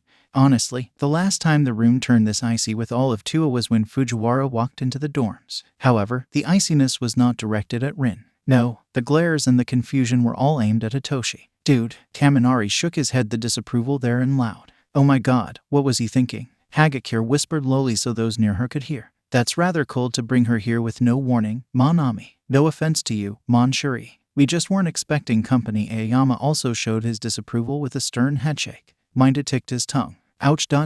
just ouch. Anyways, sorry, I can't stay and chat. I've got to go and study. Izumi waved at Rin and Hitoshi before promptly retreating from the kitchens and the common room before anyone could stop her. Rin, probably feeling the unwelcome attitudes coming from most of 𝗂𴗟, would leave before too long. Hitoshi walked her out the door like a gentleman. Once the door shut, the air turned deadly. Most of the anger radiated off of the remaining girls in 𝗂𴗟. He could feel their bloodlust hanging in the air. Hitoshi feared for his life. "Welp, I'm going to bed. Good night." He tried to run, but he wasn't fast enough. "No," Ochako spoke, making him stop. "Are you proud of yourself?" She snapped. That question wasn't what he was expecting. It alone made him stop. He turned and looked at her. "What? Are you happy with your decision?" "Well, I made it, didn't I?" He challenged almost coldly towards her. Ochako slapped a rag down on the countertop. She sneered at him. "Then I hope she was worth it, Shinsu. I really hope she's worth it." "Shinsu, not Hitoshi. Shinsu, can someone help me make some grilled chicken and steamed broccoli, please?" Ochako asked. Mina made a face at Hitoshi by pulling down one of her eyes and sticking her tongue out before turning. "I'll help." Momo just sighed with a headshake. "I'm just surprised, Hitoshi. Truly, I hope you'll come to your senses before it's too late." Izumi panted heavily once she was in the elevator and the doors were shut. She slowly sank to her knees as a soft whining sob escaped her mouth. She covered her mouth to stop screaming. Stop being selfish. You didn't speak up in time. You kept putting it off and putting it off. This is your fault. If I just told him yesterday that I liked him." A choking noise left her mouth as she shut her eyes and allowed herself to cry in the elevator. No, he'd never see me as anything more than a friend. And I'm just going to have to be okay with that. It's super selfish of me to be crying like this. He doesn't owe me anything other than friendship, something that's been hard for him to even do due to his past trauma. I should just be happy for him. She forced herself back to her feet. Her breath turned ragged as she tried to force herself to calm down. I'm going to be happy for him, no matter what, because he's my friend, my best friend. So why does it hurt? Izumi would ask that question 1,000 times over as she cried into one of her All Might plushes, hugging the plush so tight that his head nearly popped off. She would cry deep sobs of anger and jealousy into that plush. She was going to be the best friend to Hitoshi. She was going to keep on going like nothing was wrong, something she's always been good at. Just for now, she needed a good cry ... and maybe about a gallon of ice cream, but she wasn't that sad just yet. "Oh, sweetheart, you'll find someone else." Nana sat next to Izumi. "Someone else?" Izumi thought as she felt Nana's cold hands rake through her hair. Izumi sniffled weakly as she eyed her backpack up and down. There was someone who showed an interest in her ... wasn't there? She sat up and carelessly wiped at her eyes. She went for her bag and after a bit of rifling, she found what she was looking for. He was interested in me ... wasn't he? Granted, he was an old bully, but so was 𝐀𝐦, and if 𝐀𝐦 can change, so can 𝗀𝐾. Maybe it was the heartbreak. Maybe it was the fact that her self-esteem turned to ash, almost like Shigaraki himself had dusted it. But she just didn't want to be alone, and if someone showed clear interest in her, then maybe she could trust him. Maybe she didn't need Hitoshi. Maybe she was just in love with the idea of someone like Hitoshi. Regardless of all those questions, Izumi Midoriya did something she never thought she'd do, ever. She, with no prior knowledge of this person outside of them once being a bully, set up a date with 𝗀𝐾 for Saturday. On Sunday afternoon, she would announce 𝗀𝐾 to the class in the dorms, same as Hitoshi had with Rin. Nobody seemed surprised. Nobody except one person, Hitoshi. Hitoshi knew it was only a matter before the girls would corner him. He knew by the glares he was getting day in and day out by the girls, that weren't Izumi, that they weren't happy with him. He just didn't expect the ambush to be in his own dorm. At first, he didn't even know the girls were there as they hid. All was normal, nothing looked out of place. Zeus was rather quiet, but he figured that was because the kitten was under his bed again. He lay down on his bed and started to scroll on his phone to pass the time when get him. He didn't even have time to scream when the girls descended upon him. 𝐀𝐦 and 𝐍𝐨 came out from under his bed. They were quick to cover his mouth with cloth. Of course, that was the main source of his quirk, after all. Two girls, 𝐀𝐦 and 𝐍𝐨, pinned him to the ground with their knees planted on his back. Sue had his hands wrapped in her tongue as she uncamouflaged herself from his wall. She was perched on the side of the wall. He felt someone have an arm around his neck, keeping his eyes up and forward as they had him in a headlock. Seeing as he couldn't see the person doing this, he safely guessed it was Hagakure. Mina and Momo came out from his bathroom. Mina had Zeus in her arms, keeping his kitten quiet. She let Zeus go immediately. "All right, Hitoshi. We've been patient this past week, but we've had enough," Mina hissed while pointing a finger at him. "What the hell were you thinking?" He didn't need context. This was about Rin. He just didn't understand the big travesty he seemed to have committed. So, he didn't ask Izumi to date him. That's a good thing, isn't it? Well, apparently not, because Class 2 has been cold about this Rin debacle for the whole week that's passed. What the hell were you thinking? He's heard that question more times in this 1 week alone than he has his whole life. He just didn't understand the big deal, okay? He kinda did from the girl's point of view. After all, they all helped him with the letter in one way or another. So, for Hitoshi to act like he was going to give this whole romantic letter to Izumi and then to turn around to give his affections to Rin would seem a bit like a slap that they weren't expecting. But as long as they didn't tell Izumi, it was fine. Right? Wrong? I'm only going to ask this once and you better answer honestly, Hitoshi. Ochako hissed in his ear. Is it because you think Rin is prettier than Izumi? No, to Hitoshi. There was no comparison. Izumi and Rin were two different types of beauty. Yes, Rin was pretty. It was obvious. She was the standard for beauty for girls to compete for. But Izumi was absolutely stunning. No matter where she seemed to be, the sun always seemed to be there. Her smile was one that could light the room and make anybody's day better. Her eyes, God, those brilliant green eyes. They always had a sparkle in them even when she was sad. She was smart and could talk circles around Hitoshi, especially whenever a hero was involved. To say Rin was prettier than Izumi was like saying a rose was prettier than a cherry blossom. There was simply no comparison. Hitoshi quickly shook his head before he was knocked out by one of the girls. Good. Ochako huffed. Then why? Why go through all the effort you did to try and woo Izumi and write a big love letter? That we had to happen you shorten, only to go for Rin. That's not fair. That's not fair to us, and that certainly isn't fair to Izumi, who's now dating fucking Tauka of all people. Jiru was sneering as she spoke. Again, there is no way it's my fault she's dating this ex-bully of hers. It just ... it doesn't add up. Hitoshi. Momo crouched down and gently moved the cloth gag from his mouth. When Izumi saw you with Rin, it clearly hurt her. Didn't you see it that day you brought Rin to the dorms? You know her well enough by now to know when she's faking her emotions. You had to have heard the obvious hurt in her voice. Was it hurt? Yeah, her voice sounded different. It was clear she went back to masking to avoid her own feelings at that moment. But he didn't hear hurt. He heard, I knew the moment I saw you, you two were going to end up together. Acceptance. That's what he heard. But shit, had it been a mixture of both and he just didn't realize it? He looked away from the girls by staring at his ground. I did it because I'm not ready to pursue Izumi. I got cold feet, okay. It wasn't exactly a lie.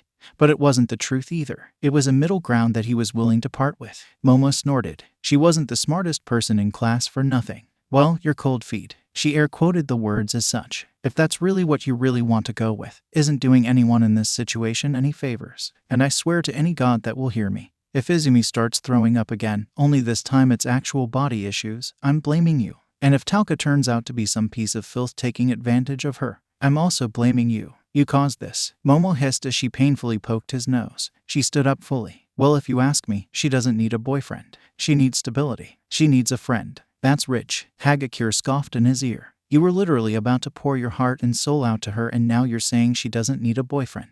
Momo narrowed her eyes. Who have you been talking to, Hitoshi? This doesn't sound like you. Not at all. Hitoshi scowled. Nobody. Now, can you please get off me? The girls did. One by one they carefully released him so as not to harm him. Hitoshi sat up in his bed and started to dust himself off. There was a heavy silence as the girls started to leave his room. Some gave him death glares. Soon, only one girl remained, Ochako. Ochako absolutely scared him more than Momo. Momo was scary in her own right, but when Ochako was pissed she was nightmare fuel. I just want to say that you're a fool if you think Izumi didn't like you the way you like her. When you brought Rin into the dorms without a simple warning, Izumi practically cried herself to sleep that night.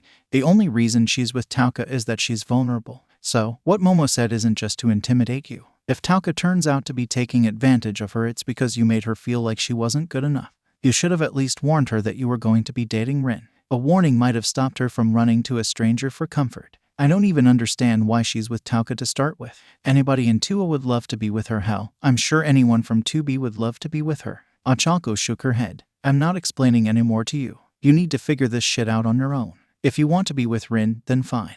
We're not going to stop you. Just know that your actions have consequences that you might not foresee. With those final words, Ochako turned and stalked out of his room. She shut the door and left Hitoshi. Hitoshi snorted. This shouldn't all be falling on me. Izumi made choices too. She didn't have to run to Tauka. Just saying his name made Hitoshi scrunch his nose up like he was tasting something bitter. He'd be lying if he said he didn't at least feel a little jealous. Hell, just a few days ago when he imagined Denki and Izumi together in a dark room made him feel a type of way. But, Tauka, it made his blood boil just thinking about it. He was a bully. He broke 3 of her ribs by slamming her into a bunch of lockers just because she was quirkless. Izumi deserved better. Hitoshi sighed dramatically and flopped onto his back. At that moment Zeus came jumping up and mewed at him. Yeah, I've been a shit friend this last week. He grumbled once he realized that he's been kind of avoiding her. Then again, she's also been avoiding him. It's just been awkward all around. He sighed again and let Zeus lay on his chest. Hitoshi reached and patted the kitten between the ears. He looked at his ceiling. The last I wanted was to hurt her, you know, Zeus. I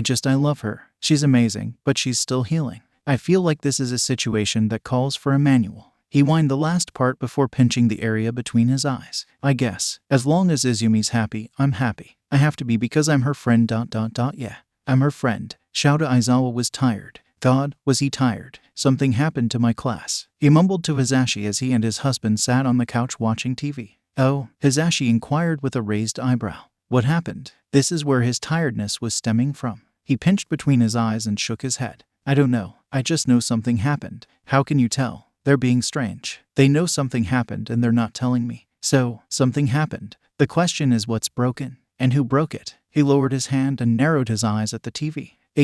I noticed it too now that you mention it. I can't really describe it. But yeah, the class does feel weird. Mr. Dad. Mr. Loud Dad. Eri came out of her room in a hurry as she held her drawing notebook up in the air triumphantly. Their conversation immediately took a back burner as Eri barreled towards them. Look, the little girl rushed onto the couch and put the book down so they could see her latest drawing. Wow, sweetie, is that Hitoshi and Izumi? 𝐲𝐸 picked Eri up and sat her in his lap. This way it was easier to look at her drawing. There on the paper were two stick figures with distinctive hair. One purple that stuck up and one with green curly hair. It was pretty obvious who was who. They were side by side with Hitoshi giving Izumi something green. Yep, and what's that he's holding, dear? Hisashi asked the question as he pointed to the green thing. A letter. She kicked her legs happily. He asked me for a sticker to seal it. 𝐲𝐸 blinked. A sticker to seal it. Hisashi finished. Yep, what sticker was this exactly? 𝐲𝐸 knew it was coming. He just knew it. He also had a pretty good guess on the sticker in question. One of my heart ones. He told me to keep it quiet.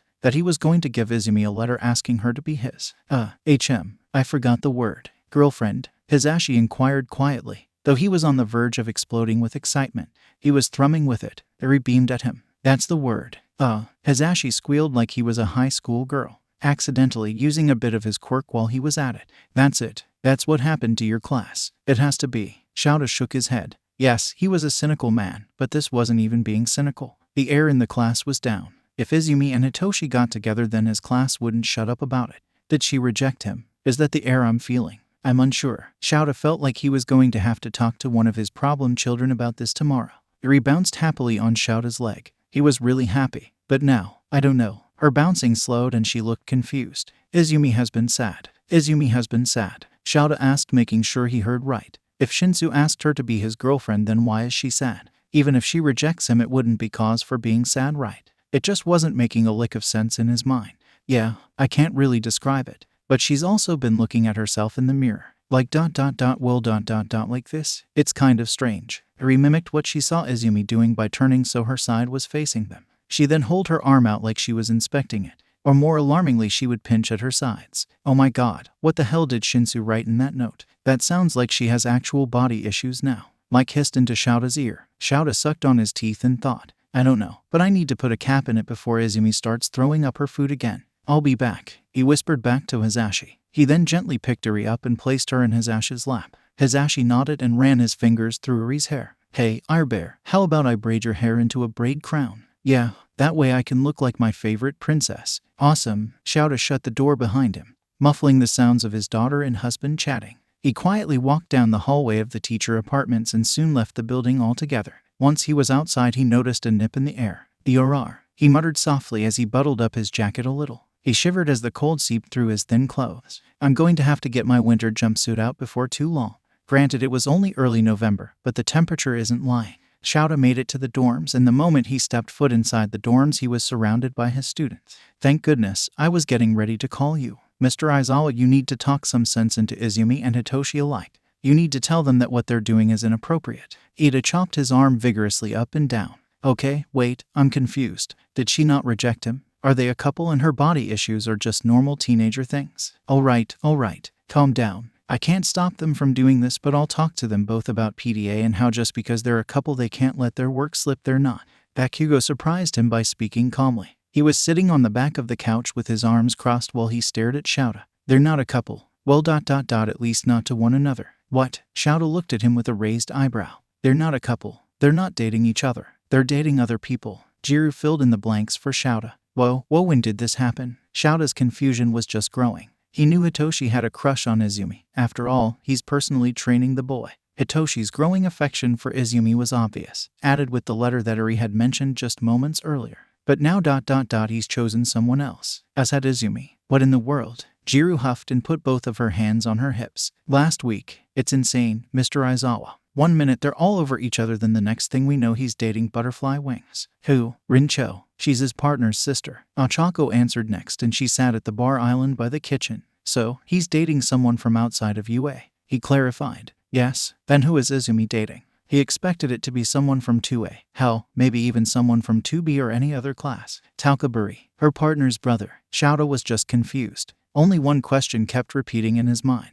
Why? Okay. He breathed slowly and tried to just think about what he wanted to say next. So, they didn't go for each other. Then what's the big deal here? The big deal is that they still care for each other. They want to be with each other. Clearly they don't. No, they do. This is why we need you to step in and put a stop to it. Mr. Aizawa, Izumi is only dating Tauka because Hitoshi started dating Rin. Why Hitoshi started dating Rin is anyone's guess. But I can tell you it's not because he wants to. Momo shook her head. They're using both of these people to mask their feelings for each other. It's obvious and inappropriate, especially for heroes in training. So, if you could tell them to break up with their partners, they'll listen. Ochako added the last part with a bit of a cheeky smile, one that made 𝐲𝗏 narrow his eyes. I can't tell them to break up with their partners. The students surrounding him, Bakugo included, slumped at that. I will have a talk with them about this. However, while I can't make them break up, I can see what might be the cause for this masking you guys mentioned. I don't know exactly, but I know Hitoshi talked to someone who might have changed his mind about Izumi. Momo shook her head rather begrudgingly while scowling.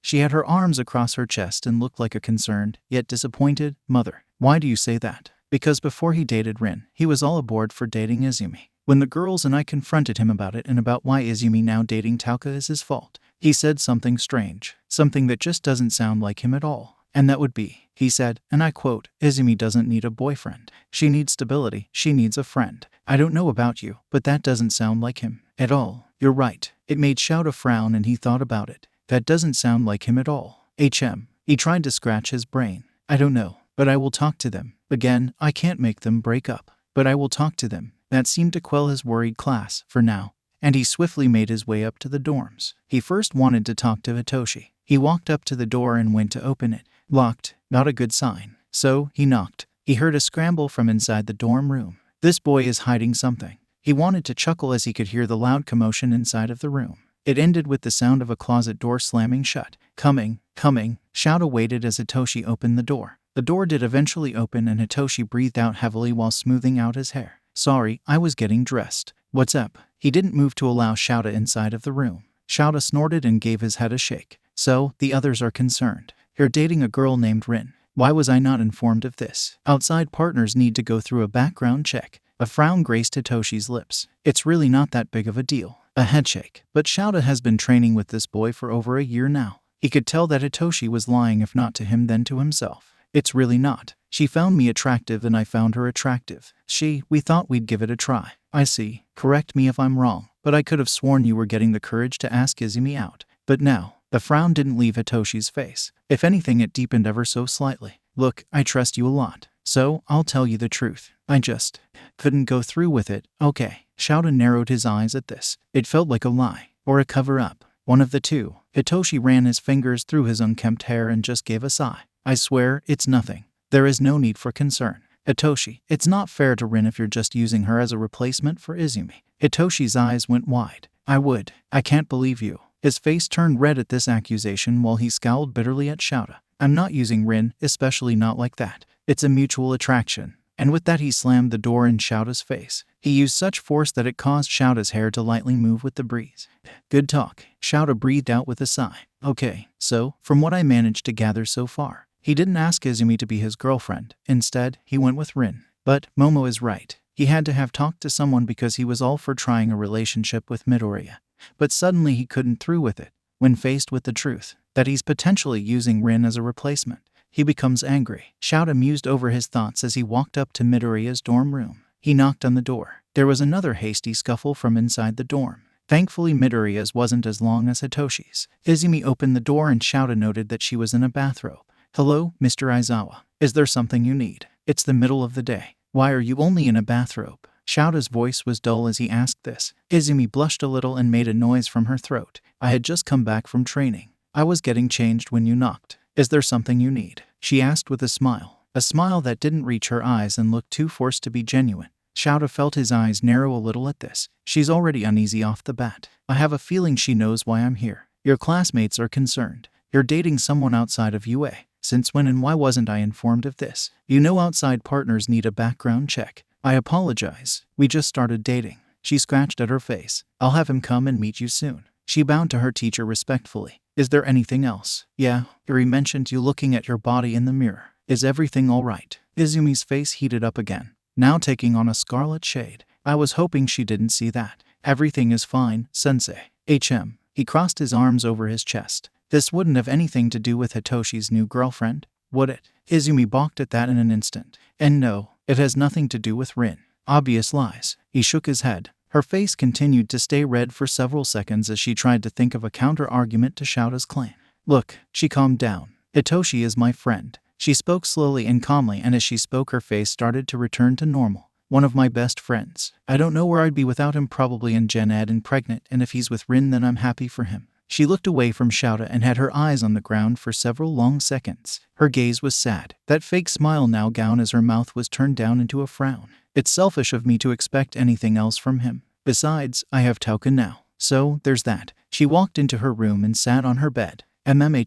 He felt his arms cross over his chest. She rested a foot under her thigh and allowed her free leg to dangle off of the bed. If I wanted anything more than friendship, then I should have spoken up, you know. I waited too long and he asked Rin out. So, it was my fault for being quiet and I have no real right to be upset. Besides, I don't think he ever wanted to date me anyways. She shook her head and her curls bounced with this movement, especially when Rin started hitting on him. I knew the moment I saw her. She is absolutely stunning and compared to me, bah. I'm muttering again. She quickly shut herself up with a hand wave, but the damage was already done. There was that fake smile again. Is there anything else you need? Just one more thing. I'm concerned that you may be using Tauka as a replacement for Hitoshi. 𝐲𝗏 didn't even get to finish his sentence when the door was slammed.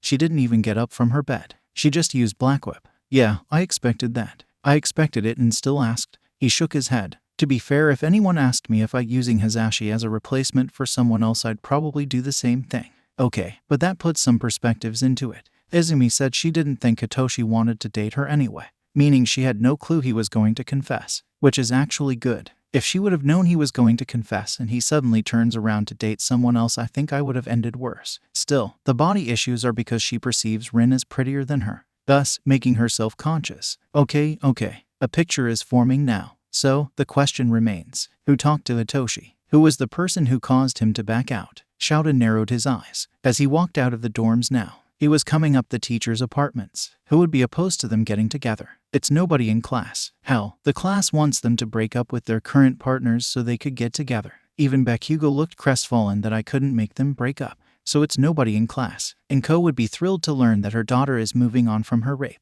It's not Hazashi, not Nimiri, both of them live for this young love thing both teenagers have going on. Think 𝐲𝗏, who out of everyone you know wouldn't want Hitoshi and Izumi to get together. He opened the apartment and standing in front of him was Yagi. Yagi had a couple of bags hanging off his arms as he was just returning. Good afternoon, 𝐲𝗏. The man smiled. How are you? He's always been slightly against Shinsu, especially after the whole abortion debacle. Izumi is his personal student and it's clear that he sees her almost like a daughter. I have no proof it was him, unfortunately. The weirdest thing just came to light in the dorms. 𝐲𝗏 approached Yagi. Hitoshi has a girlfriend now. Yagi tensed a little as he turned to look at 𝐲𝗏. Is that so? Yeah, it's not Izumi. Everyone really thought they were going to get together, but nope. He went with someone from another school. Yagi absolutely relaxed. Oh, well that's good. I'm glad he found someone. I was a little worried that he might go for young Izumi. Oh, you don't want them together. If you ask me, Izumi doesn't need a boyfriend, she needs stability. A friend. Yagi beamed. Yeah, you get it. You motherfucker. 𝐲𝗏 sneered at Yagi. I can't believe you. You're the one who talked Hitoshi into not asking Izumi out, aren't you? Yagi shrunk back when 𝐲𝗏 approached, making big strides toward the taller man. I was just looking out for young Izumi. She shouldn't be dating. She needs to heal, asshole. Her dating is her healing. No, this isn't about her healing. This is about Hitoshi. You don't think he's good enough for her? That's it, isn't it? Yagi balked almost the same as Izumi had earlier. How dare you? 𝐲𝗏 crossed his arms over his chest and quirked an eyebrow up. He stared at Yagi, waiting for the man to continue. I would never. That's a student. He has a he's. I would never. It's as I said. Izumi doesn't need a boyfriend. She needs to focus on schoolwork and healing.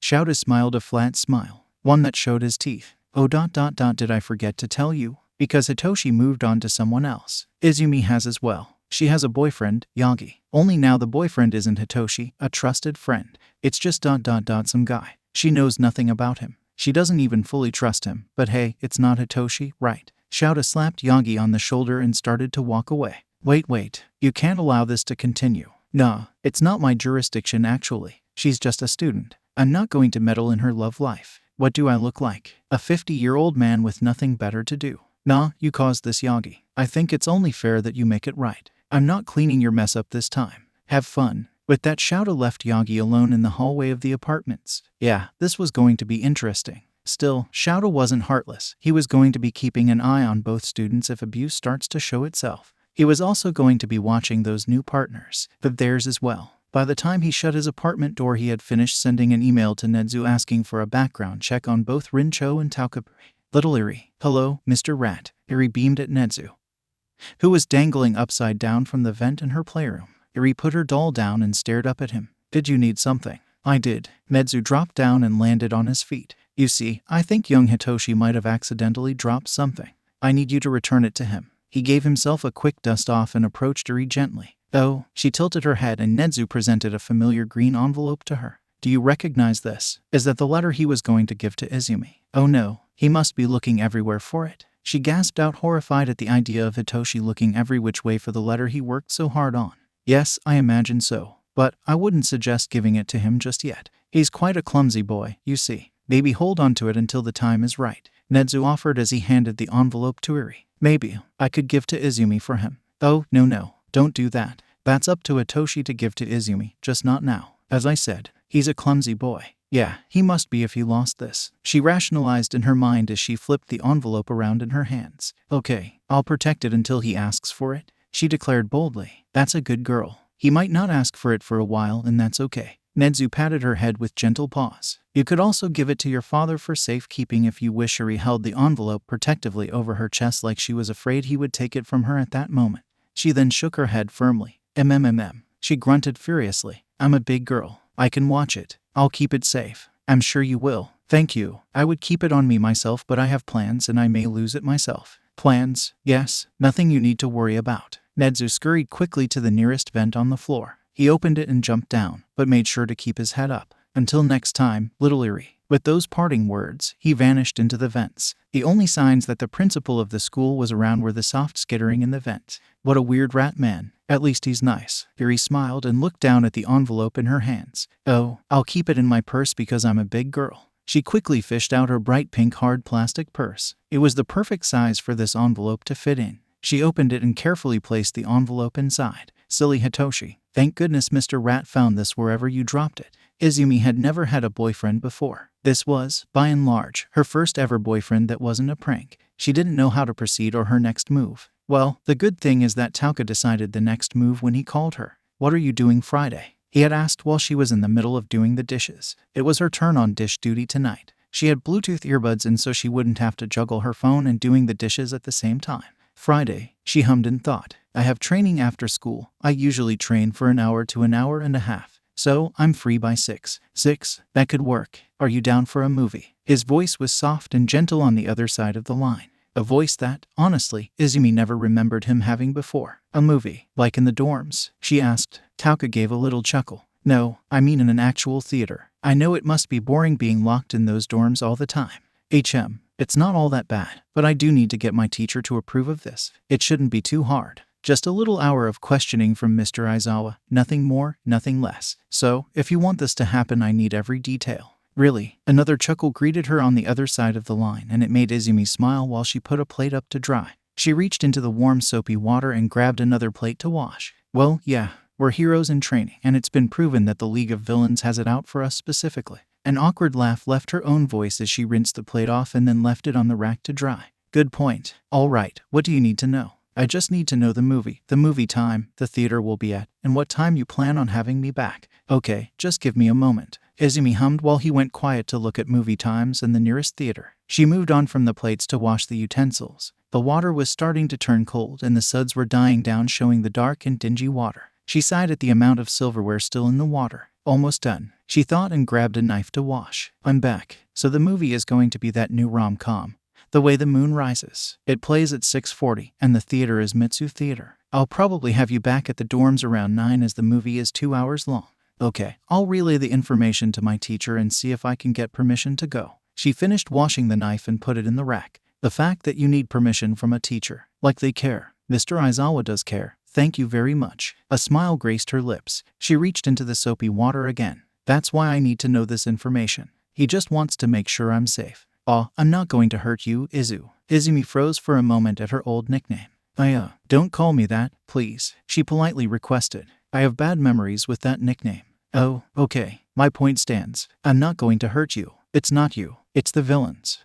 It must be nice. At least your teachers care, I guess. Those at 𝐴ldera High are just as bad as 𝐴ldera Junior. Though, I wouldn't expect them to be up much longer. Why do you say that? She was making good and quick work of the remaining silverware. You haven't heard. All of the 𝐴ldera schools are being investigated by heroes for quirkism and allowing students to use their quirks in class. I mean, we weren't hurt anybody, but figures someone threw a fit and had to ruin all of our fun. His voice turned low into a grumble and it made Izumi pause for a moment. Fun? What fun? The quirkism or the quirk violation? Izumi won't lie. She got a tad snippy at the end and she could tell it made Tauka pause and consider his next words. The quirk thing, obviously. Yeah, we aren't a hero school, but we shouldn't be punished for using our given rights. Right, Izumi snorted. I have no comment. That's right. I guess it's not fair bitching about it to you of all people. Tauka trailed off. So, Friday. We'll see. I'll talk to my teacher. Awesome. My mom is calling me for dinner. I have to go. Okay, you have a nice dinner. Yeah, you have a nice night. I'll call you later. All right, goodbye. Izumi hung up before Tauka could say goodbye. She then allowed her shoulders to relax and untense. Geez, a breath left her mouth and she rubbed at her neck with her wet and wrinkled hands. Now that her headphones were silent, she could hear a little better and she could hear her friends on the other side of the kitchen door whispering softly to one another. They've been weird since she announced that she and Tauka were now dating. She couldn't really describe it. She felt like they were absolutely trying to listen in on her conversation. Izumi knew that they were probably just looking out for her, but still, it was just so strange. She felt like an overprotective child and she kind of hated it in all honesty. They're just looking out for you, 9. And materialized next to her and floated crisscross in the air. They want to be sure he's not using you. I know, but it's almost smothering at times. I'm allowed to make mistakes and fail, you know. She thought to the vestige and handed him the spoon to put into the rack. He did it with ease. I know, but it's not about making mistakes. It's about the fact that you ran to a complete stranger. You know your class is wary of such things, especially after what happened, and was careful in his wording, something Izumi was grateful for. Yeah, I get that. She handed him another clean spoon, which he put in the drying rack for her. Speaking of which, when are you going to tell him? I may not know much in the way of relationships, but I know it's something that he needs to know, especially if we ever get. She paused while feeling herself make a face. She stopped washing to put her hands on the sink. 9. A slow and shuddering breath left her mouth while she felt her head touch the edge of the sink. I need a minute. Izumi then pressed her hands to her face and shook her head. Sex was not something she was thinking about when asking Tauka out. Sex wasn't anything she was thinking about in all honesty. Could she go through with it? Would it trigger her?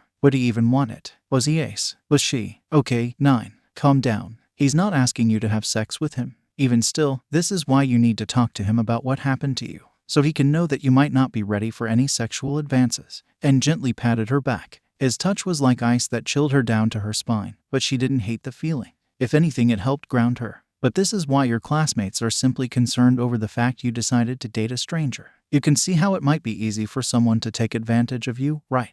Izumi moved her head up and breathed in slowly. Yeah, I know, she said out loud and then leaned down to drain the murky water from the sink. I'll let Tauka know on Friday, if I can get Mr. Aizawa to allow me to leave, that is. It's something I should tell him right away and not put off. This way, if he wants, he can also have a quick and painless out. Yeah, that's probably for the best. I couldn't agree more. It was a plan. An uneasy plan, but a plan regardless. Izumi finished wiping out the empty sink and nodded, satisfied that she was done with the dishes. So she turned to leave for her room. Oh, come on. The yell left her mouth the moment she spotted the pots and pans she forgot to pick up off of the stove. The movie's on Friday, huh? Shouta grumbled when Izumi sheepishly presented the leave request to him after class on Wednesday. She nodded while a blush grew on her cheeks. Tauka asked me out. she explained while fidgeting with her fingers. It's for that new rom-com movie that came out. Ah, The Way the Moon Rises. Yeah, 𝐻𝐴 had his eyes on that film as well. Funny, I didn't take you for a rom-com kind of girl. He teased lightly. I figured you just enjoyed documentaries. HMPH. Izumi felt a huff of indignation leave her mouth while she put her hands on her hips. I'll have you know it's not just documentaries. I like action movies too. Yeah, rom-coms aren't usually my cup of tea, but Tauka was the one who picked, so she shrugged, smiling a little as she did so. Mr. Aizawa returned her little smile. I bet he did. What's that supposed to mean? Is it something unwritten I don't know about? Well, her confusion must have been on her face because Mr. Aizawa answered her question fairly quickly after that. When a boy wants to go on a date with a girl, a good amount of times they'll pick safe choices. He picked a rom-com because he believes that's what you, as a girl, would like. It's just because he doesn't know you. I'm sure if you were dating someone else, like Hikaminari, he would know you prefer action movies. That's all. The more you know. Izumi wondered if she could use this to her own advantage when she would pick a date night. If there would be another date night, that is. That being said, what theater will you be going to? Let me guess, the Mitsu Theater. Yeah, actually. How'd you know? It's the best cinema and it's relatively close. Again, he's playing it safe, as he should. It's just interesting. Interesting? He looked like he wanted to say something, but instead he smiled and shook his head. Don't worry about it. Nothing bad. Regardless, what time are you going to be leaving? Well, he said the movie starts at 6:40, so I'll probably leave at 6 and return back to the dorms at around 9, maybe 9:30. He nodded at that and looked over the form. Are you sure you want to do this? The question almost seemed to pop out of nowhere that it threw her for a loop for a second and made her brain short-circuit. I guess, of course, I want to do this. I never. She blushed again and tapped her 2 index fingers together. I never had a boyfriend before. I'm shocked at that. Well, not too shocked given what junior high you went to. Regardless, if you're sure, I'll go ahead and sign. She nodded and smiled. I'm sure. A breathy chuckle left Mr. Aizawa's mouth and he signed the form. Okay, have fun. You have my phone number if anything happens. Wow, that was easy. He must be trusting me again. She felt happy at the idea of her teacher starting to regain trust. Yep,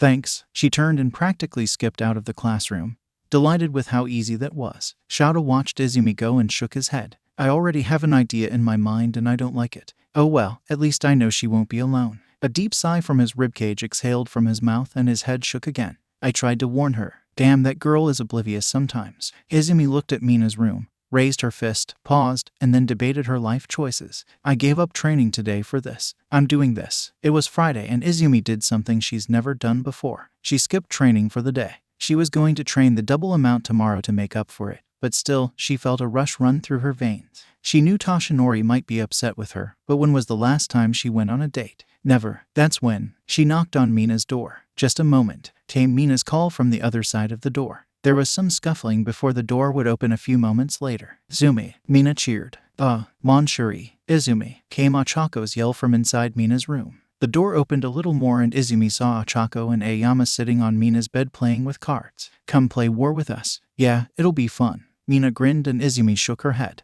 You're busy. I'm sorry. She tried to turn away, but Mina grabbed her arm just as swiftly. No, it's fine. What's up? Izumi felt herself blush brightly. I need some help. I'm going on a date with Tauka tonight, as you may know, and I've been told that my fashion may ...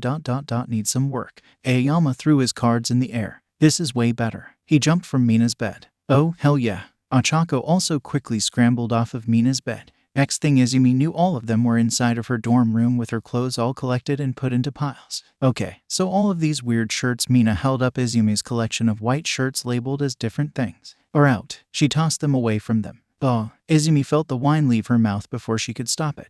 You'll thank us later, Monshuri. Aoyama grinned as he held up Izumi's skirts. She didn't have many skirts, only 4 that weren't school regulated. Now, I think these would be nice. He showed the skirts to Mina and Achako. Put it on the bed. Mina nodded and Aoyama did just that. She then inspected Izumi's pants. All of her blue jeans were out, but she did put down Izumi's skinny black jeans. These are nice too. Okay, we have pants, Achako. How are you on shirts? I found 3. You really need new clothes, Zoo. Achako shook her head in disappointment and Izumi blushed a bright pink. Okay, so we have pink shirt with a daisy, asymmetrical off-the-shoulder eggplant purple top with a bow in the center, or a white corset crop top with billowing sleeves. Ooh, that one goes perfectly with these black skinny jeans. Mina happily clapped her hands while Achako handed her the top. Isn't it showing off a little much? Izumi mumbled while she inspected the shirt for herself. When she bought the shirt, it was an impulse buy. An impulse buy that she was sure she was never going to wear. Nah, it's a classic example of if you have it, you flaunt it. Mina grinned while pushing the shirt towards 𝐬𝐬. But a strong icy fear gripped her hard. What if I don't have it? I have abs and some guys find that a turn off.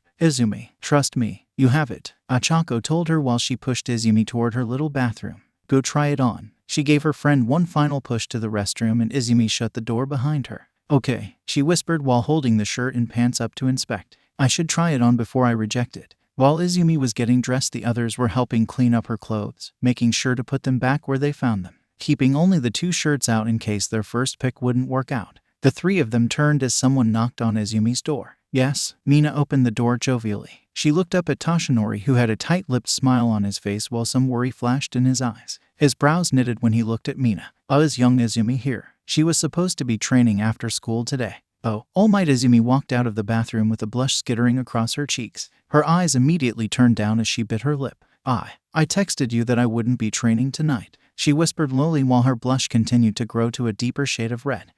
He paused, seeing her outfit. Sorry, my phone died.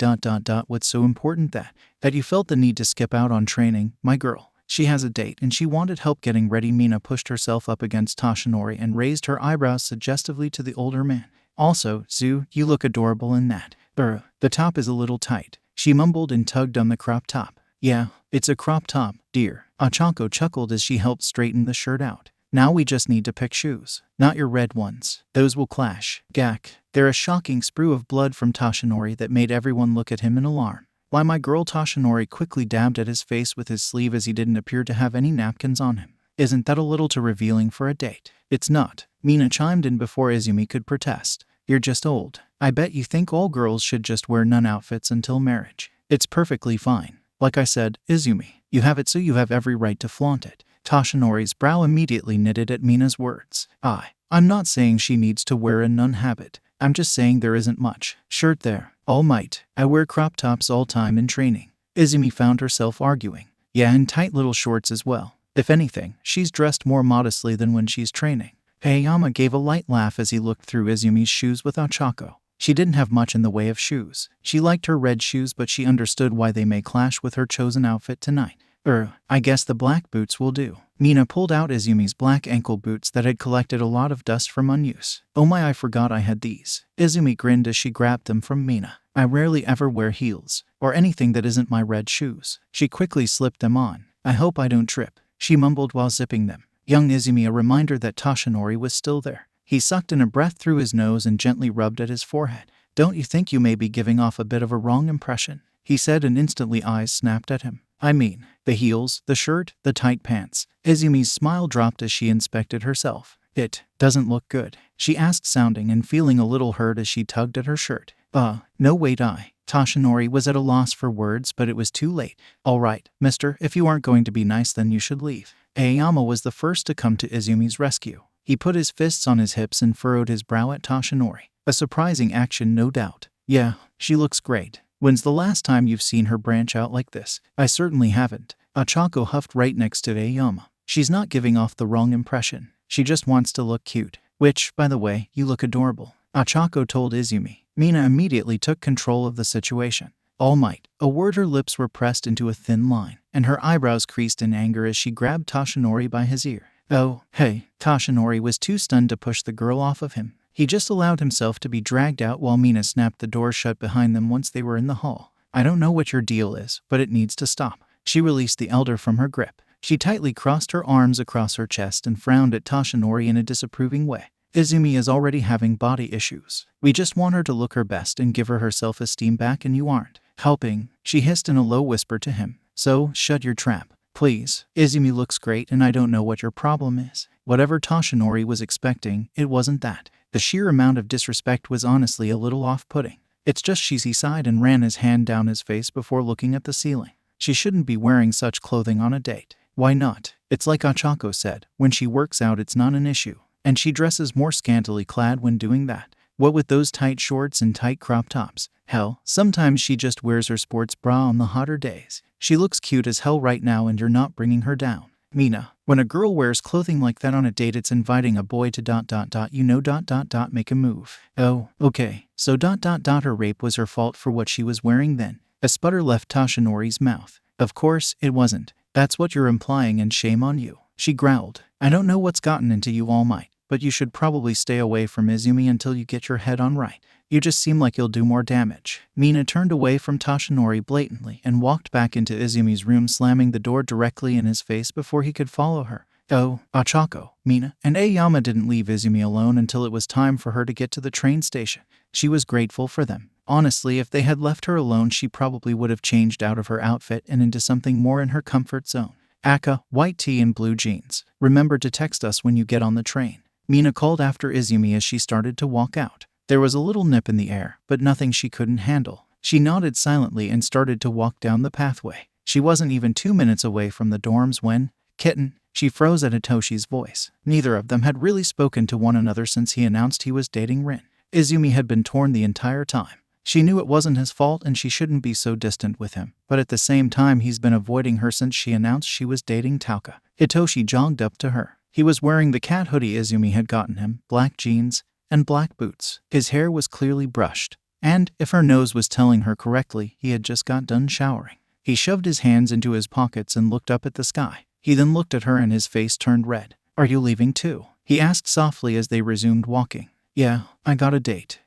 Me too, he whispered. The silence immediately became heavy as neither knew what to say. 𝐬𝐬 unlocked the gate and opened it for Hitoshi. Thank you. Hitoshi smiled and waited for her to shut the gate. They walked together. I guess we're going the same way. He looked at her again before turning away. He seemed to be covering his mouth. 𝐬𝐬 wasn't a mind reader, and maybe that was a good thing, because if she could read his mind, all she would have had heard was inconsolable screaming followed by, "She's so cute." Yeah, I guess so. She wrapped her arms around her shoulders. Hitoshi immediately picked up on this. Next thing she knew, his hoodie was over her head. What were you thinking wearing a crop top in this weather? He asked with a little smile. I didn't pick it, she admitted while relishing in the warmth of Hitoshi's hoodie. It smelt faintly of coffee and old body spray. Yeah, I figured as much. It doesn't suit your kind of style. I mean, your shirt doesn't say something weird like dining room table. 𝐬𝐬 snorted as she wiggled into Hitoshi's hoodie. The ends of arms were actually too long for 𝐬𝐬, and so the sleeves went past her hands. She did notice that the paws of the hoodie were showing some stains from the use he put this thing through. Regardless, you can wear that until we get to the train station. Okay, thank you. She smiled at her friend. As they were walking the short walk to the train station, 𝐬𝐬 could see Hitoshi looking at her out of the corner of his eye every so often. It was times like these she wished she had her curls at full length again. She wanted to twirl a piece, but alas, her hair was too short to do that. Damn pixie cut. They would eventually get to the train station in relative silence and ... WOULD you know it.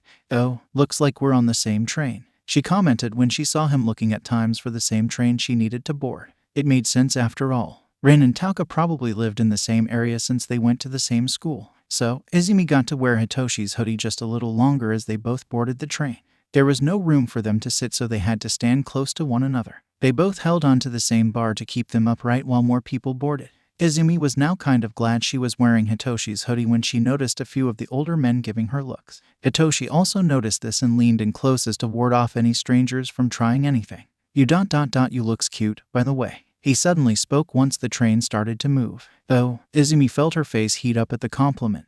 Thank you. You look good too. Though, I do have to say that I think it's unfair. What? He smiled down at her. That you men can wear what you wear every day, but us girls have to look exceptionally pretty for dates. I have to bring out the heels and tight jeans, but all you have to do is shower. Hitoshi couldn't help but keep his smile on his face. Yeah, well, you wouldn't have to look exceptionally pretty for me. You look that way every day. 𝐬𝐬 thought she might pass out from blood loss when all of the blood in her body migrated to her face. Damn it, I don't have a comeback for that. That was good. Wow, Nana spoke in the back of 𝐬𝐬's mind.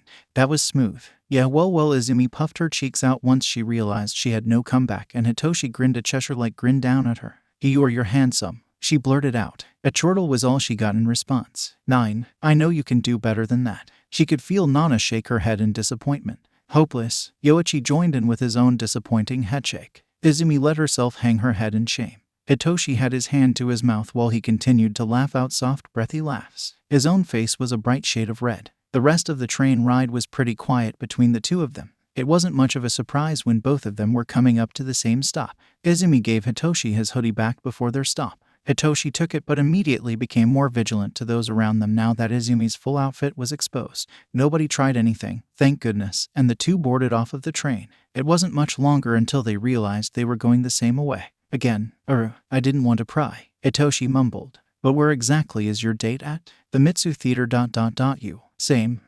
Well, the movies are a popular choice for first dates, Hitoshi rationalized in his mind as they were coming up to the theater. Yeah, of course, Hitoshi. Izumi felt herself roll her eyes when Rin came running to Hitoshi. She quickly corrected her face before it was noticed. Don't be rude. You don't even know her. Rin gave Hitoshi a hug. Hey, there you are. 𝗏𝗏 came up and Izumi walked up to him, mainly to find a distraction for her growing and gnawing jealousy. 𝗏𝗏 whistled as he eyed her up and down.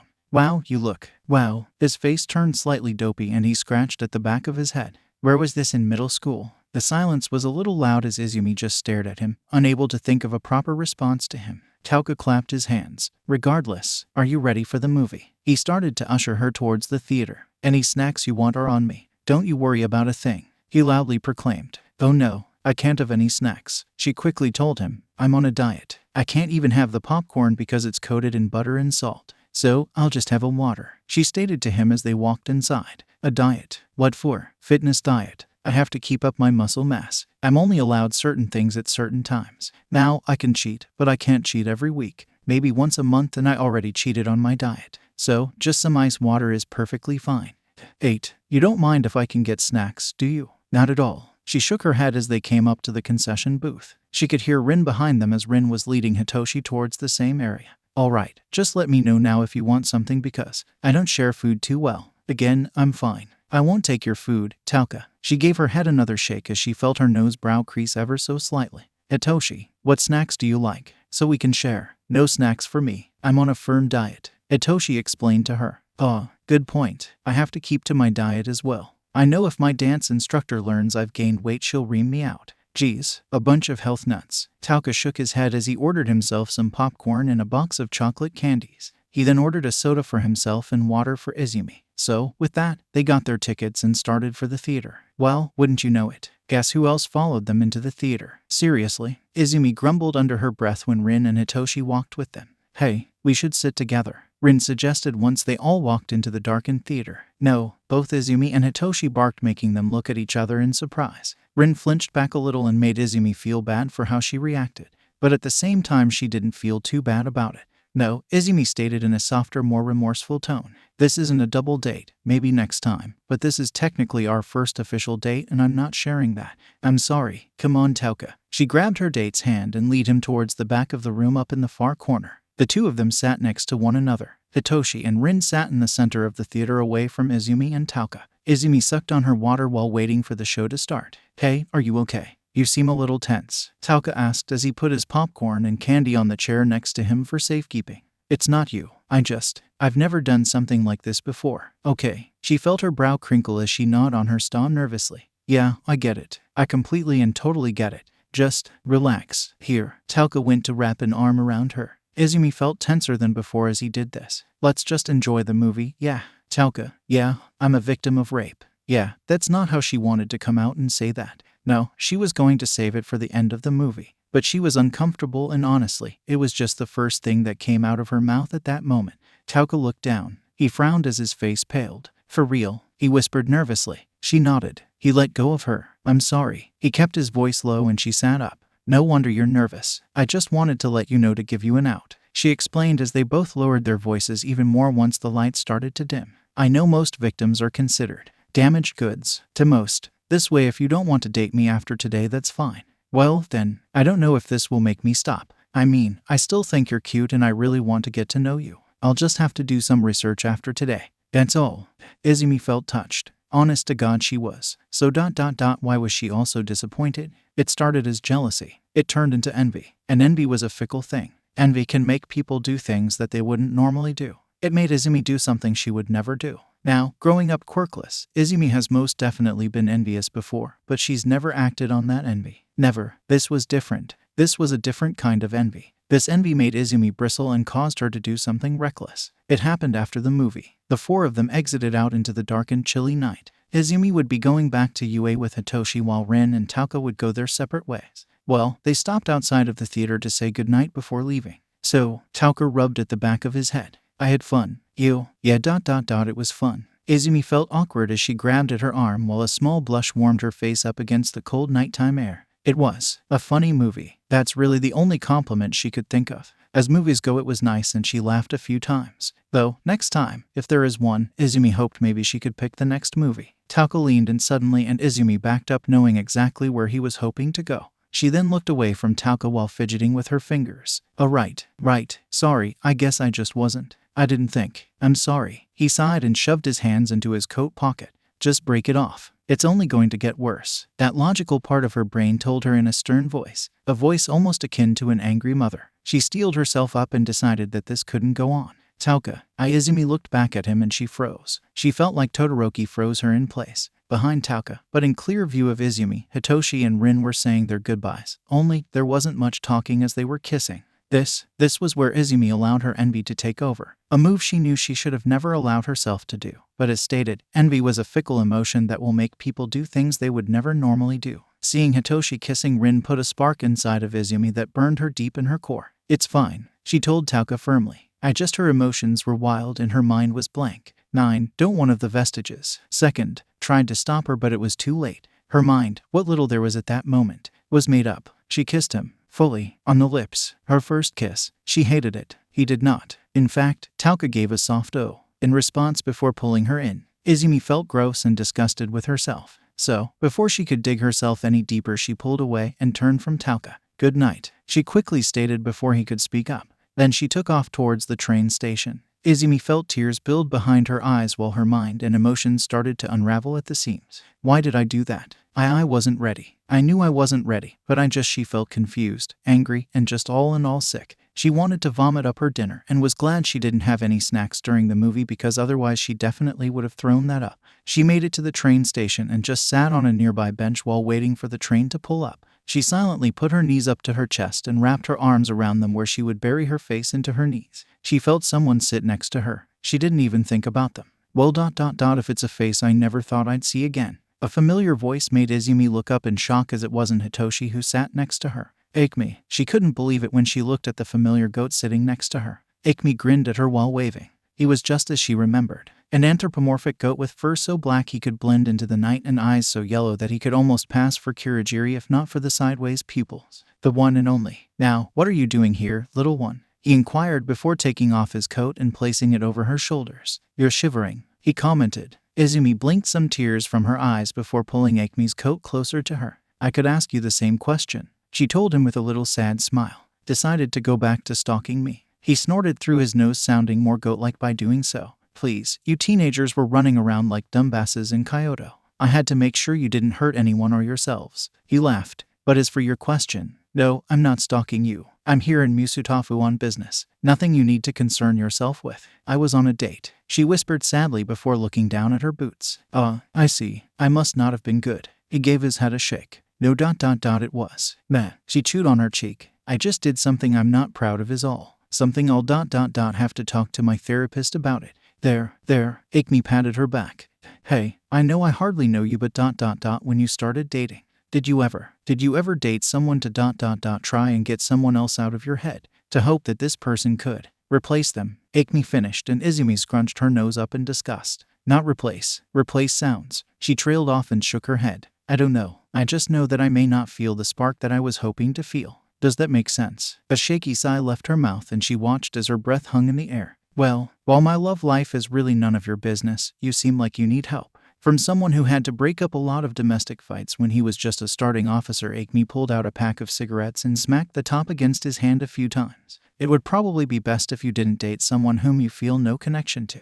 He pulled out a cigarette from the pack and lit it. Immediately the air between the two of them reeked of cigarette smoke as 𝐴𝐾𝐚 inhaled. When he spoke again, smoke spewed from his mouth like a dragon getting ready to breathe fire. I'm not saying it'll happen to you, but I've seen a lot of people go with people whom they thought would help them or heal their heartbreak, and it turned out they just didn't mesh well. I've seen people stay in loveless marriages just because they don't want to feel heartbreak again. Those are always the saddest in my book, mainly because those people feel there's only one way out. 𝐻𝐸𝐬 shuddered when she picked up on his implication. The smoke was heavier in the air now and danced around 𝐻𝐸𝐬's nose, making her feel dizzy and a little sick. There you are. Hitoshi came rushing up to 𝐻𝐸𝐬 and 𝐴𝐾𝐚. Oh, it's you. Hitoshi eyed 𝐴𝐾𝐚 up and down warily. Been a while. He crossed his arms over his chest.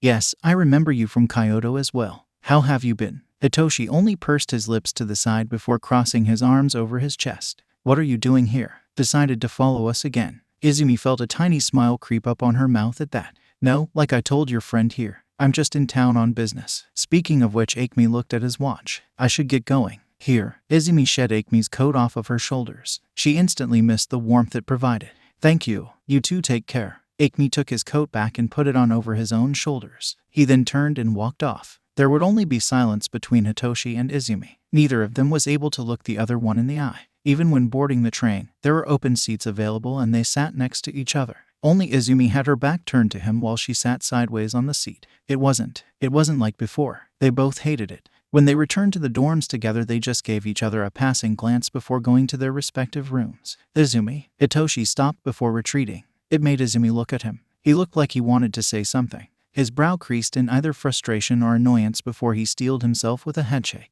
I'm glad 𝗀𝐽 makes you comfortable enough to kiss him. There was something about his tone that rubbed Izumi the wrong way. Izumi's brows dipped down as her own frustration took over. Same with you and Rin. She snapped before retreating to her bedroom and slamming the doors shut with a sharp noise that must have resounded through the hallway. Stupid. Izumi grumbled as she started to aggressively strip out of her clothes. Absolutely stupid. She threw her shirt across the room, missing her hamper entirely. She removed her shoes. I shouldn't be acting like this. What is wrong with me? She gritted her teeth and kicked her pants off of her legs and sent it flying next to her shirt. Soon, she was in more comfortable sleeping clothes. Izumi threw herself onto her bed and felt a lot of ugly emotions swirl around her body. From disgust, guilt, and all the way to misery. I'm better than this. I know I am. So ... why am I acting this way? She didn't have a direct answer and Izumi could only hope that Dr. Collins would whenever their next session would start. She kissed me. Hitoshi half whispered as he threw his clothes into the hamper. I didn't kiss her. Not like how Izumi very clearly kissed 𝗀𝐽.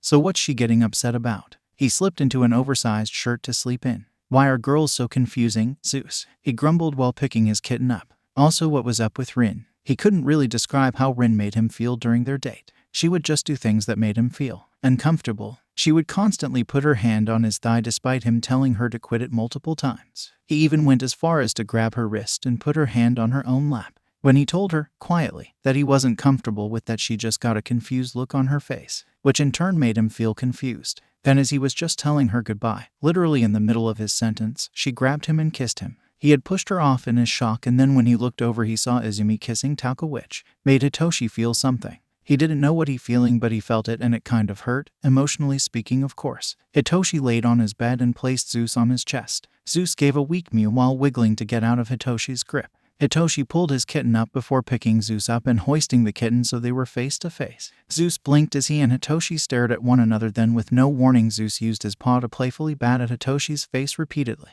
Okay. He put the kitten to the side. Zeus gave a snort and jumped down to hide under Hitoshi's bed. Is there something wrong with me? He wondered while a frown pulled on his lips. He then rolled over to his side and rested his hands under his head. Should I have been more receptive to her advances? It was clear now, thinking back on the night, that Rin was pushing for some more physical advancement in their relationship.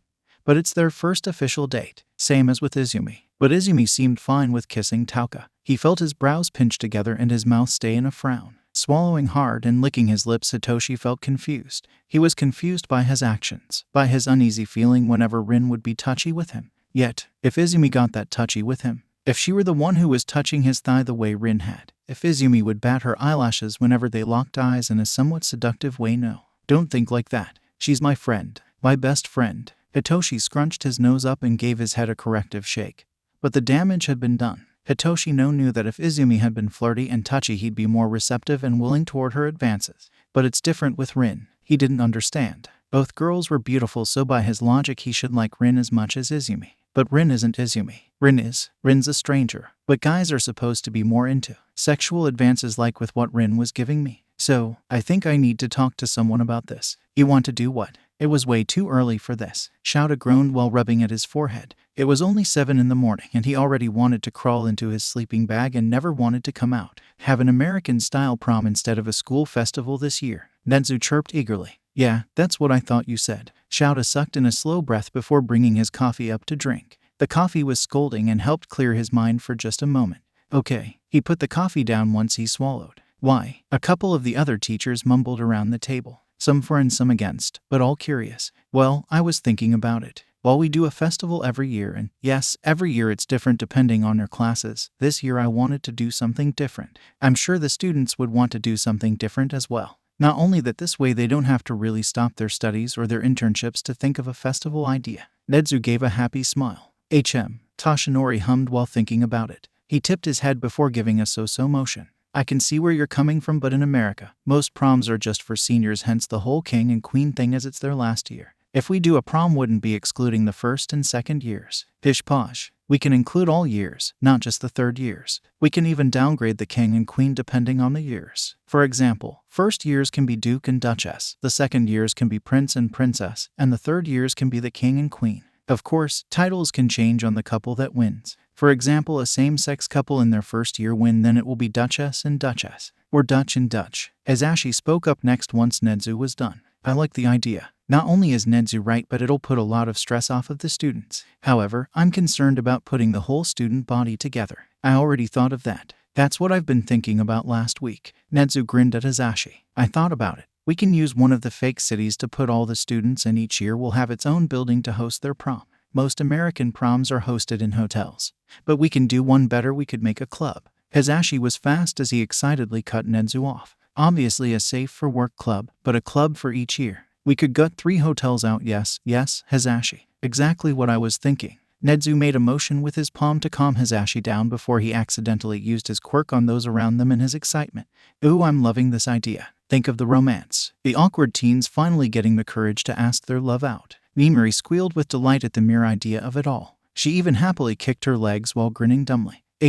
I will admit, it would be a nice change from the festival. Vlad hummed while leaning back into his seat. 𝐴𝐴 wasn't swayed or impressed. Why do I feel like you have something else in mind? That there's something a little more nefarious going on? 𝐲𝐸, I'm hurt. 𝐻𝐸 mocked being hurt by putting his paws over his chest. Again, 𝐲𝐸 wasn't swayed. But he was curious. Okay, let's say I agree with this plan. Let's talk about a few little holes. For starters, there are only so many of us teachers, and 3 separate locations we'll need to be at to ensure that nothing bad happens. After all, we're talking about teenagers with brains that's still developing, with superpowers, who can and will hurt someone who they deem a threat to them or their partner. Aka, jealousy incarnate. The last thing we need is a fight. The last time a major fight broke out, it took all of us to get it to simmer down. 𝐻𝐸 nodded. Your concern is valid, 𝐲𝐸. However, don't forget, not only do we have non-hero teachers on board who can help with chaperoning. Not only that, but we can even send out requests for parents to help us with chaperoning as well if need be.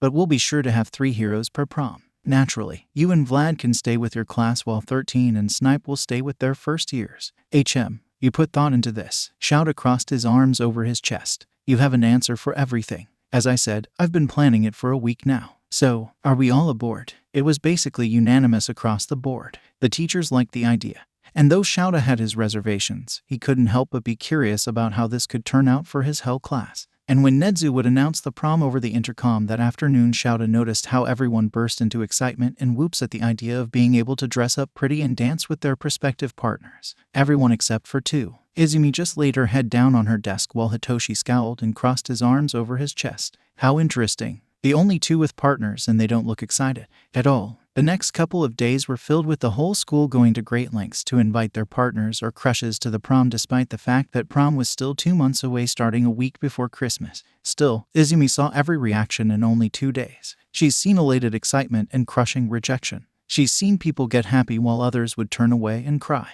Some peers would do big elaborate poster boards with flowers and confetti, while others simply just asked like it was an everyday thing. It was a roller coaster. She's even seen some of her own classmates go through this wave. Shitty hair. Bakugo roared like he was indignant about something. 𝐼𝐸 quietly sipped her tea at the dining room table as she watched this all go down in the common room. Yes, 𝐵𝑃𝑃𝑟, Kirishima asked rather sheepishly while he rubbed at the back of his head. We're going to prom together. No exceptions. Bakugo's eyes were white. No color to be seen while steam left his nostrils like an angry bull ready to charge. That's so manly. Kirishima had happy tears in his eyes while he looked at Bakugo. Of course, I'll go. Good. My dad's a fashion designer and he's already making our suits, so be grateful. Bakugo roared like he was upset even though his face was a strange bright red color. He was blushing. Of course, I'm going to be grateful. Your dad is a super amazing designer and all of his clothes are top notch. Kirishima's blush matched his hair as he grinned like a man that just won the lottery. You got that right. It made 𝐼𝐸 smile before looking down at her matcha tea. She looked away, but not fast enough as she and 𝗏𝑘𝐻 locked eyes. 𝗏𝑘𝐻's eyes turned white again. Nerd. He bellowed like 𝐬𝐬 had committed some great tragedy against him and his entire bloodline. 𝐬𝐬 sighed and looked up at 𝗏𝑘𝐻. Yes, 𝐀𝐦, she sweetly asked while placing her tea down. Is there something you need? My dad is making you a dress in your data tux or dress. So this weekend the four of us leaving to see him so he can get our measurements. Non-negotiable. There's no need non-negotiable. 𝗏𝑘𝐻 roared, and it caused 𝐬𝐬 to flinch at first before she gave a small rickety smile. Okay, she whispered. This weekend is fine. You're damn right it is. And don't forget it. We'll all leave in the early morning because it's going to take forever. Yes, 𝗀𝐽. 𝐬𝐬 bit back her urge to laugh at his outburst. I'll be up and ready before 7. You know I'm an early riser. You better be. Nerd. Then 𝗏𝑘𝐻 turned and grabbed Kirishima by the arm. Let's go train. Shitty hair. So manly. Kirishima was still riding his high from having 𝗏𝑘𝐻 finally ask him out on a date. 𝐬𝐬 smiled and then looked back down at her tea. She quietly swished her tea around in the cup for a moment. She could see her reflection in the murky green tea, and another sigh only left her mouth as she put the drink down. I don't really want to go. If I can be completely honest with myself, she thought and leaned back against her chair. I don't want Mr. 𝗏𝑘𝐻 to make me a pretty dress, especially if it's a dress I'm only going to wear once. It feels like a waste of his time and materials. She didn't know why she didn't want to go to prom, but the idea of going filled her with dread, kind of like the school festival back in middle school. Every festival ended with her either being a laughingstock or just excluded. Of course, 𝐬𝐬 knew this was different. This was UA. Nobody would even dare do something like that to her. She had friends and she wasn't quirkless Deku, the punching bag and laughingstock of the school. The last school festival even proved it. So, why did she feel like Carrie White? Like someone was playing a trick on her, and if she were to go to prom it would just be to be pointed at and laughed at. Was the idea of going with 𝗏𝐽? 𝐬𝐬's frown deepened as she felt herself twist a little in her seat. Of course, she would be going with 𝗏𝐽 ... her boyfriend. It was the right thing to do. Okay, she was going to be honest with herself. She wanted to break it off with him. Even though they had only been on one official date, she felt no spark for him. She felt awkward around him. She didn't feel safe around him. 𝐬𝐬 felt on edge around 𝗏𝐽, and she couldn't really understand why. Okay, that was a lie. She knew why. He was an old bully. The thing was, maybe before her rape she would have been more than happy to give him this chance and would be eager to be the best girlfriend. But that's just not the case. Her rape taught her something important. Not to trust those that can't be trusted. Not to ignore tiny red flags. I should just send him a text and break it off, 𝐬𝐬 mumbled to herself while propping her elbow up on the table. She then placed her cheek in her open palm while looking off at nothing. She knew texting a breakup wasn't the nicest thing to do, but for one date it felt justified.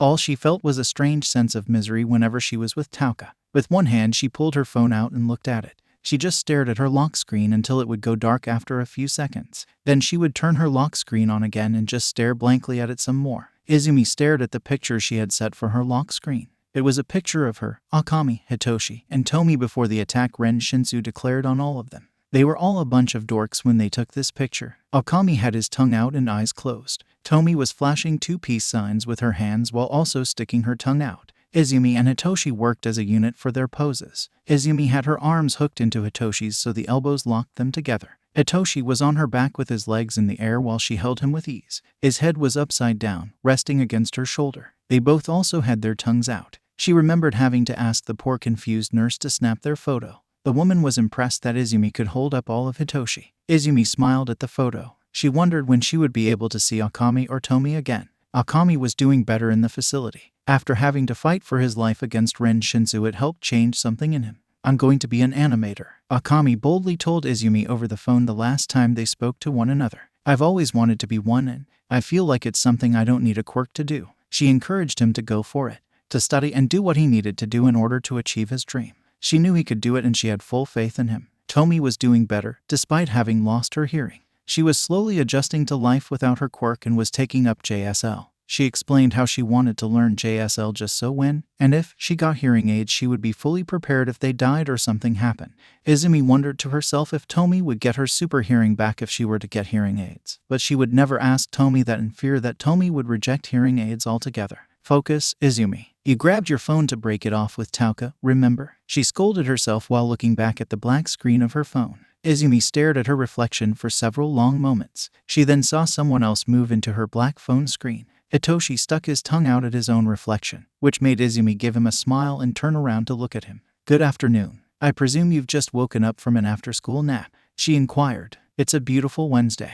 You think I was going to stay awake when I got back from class? No siree. Hitoshi grinned at her and then pulled a chair to sit in. It's been interesting during these last couple of days between Izumi and Hitoshi. They haven't really sat down and just talked. In fact, today was the first day they finally said more than 2 things to each other since their respective dates. The class seemed to feel the small rift that had started to form between the 2 friends, and some girls had asked Izumi about what happened, but Izumi could only say "I dunno" to the question each and every time. So, prom. A breathy laugh left Hitoshi's mouth. It was a nervous laugh that Izumi grew to recognize. How crazy has school been since it's been announced? Right, she gave her own laugh. I've seen so many prom proposals in the hallway or cafeteria, it's insane. In fact, I just witnessed one of our own. Oh, Hitoshi's eyebrows rose. Spill? Who asked who? Bakugo demanded. Kirishima take him. It was cute but also loud. Very loud. She giggled behind her hand, making Hitoshi laugh with her. Wait, let me try. Hitoshi, between laughter, paused to calm himself down.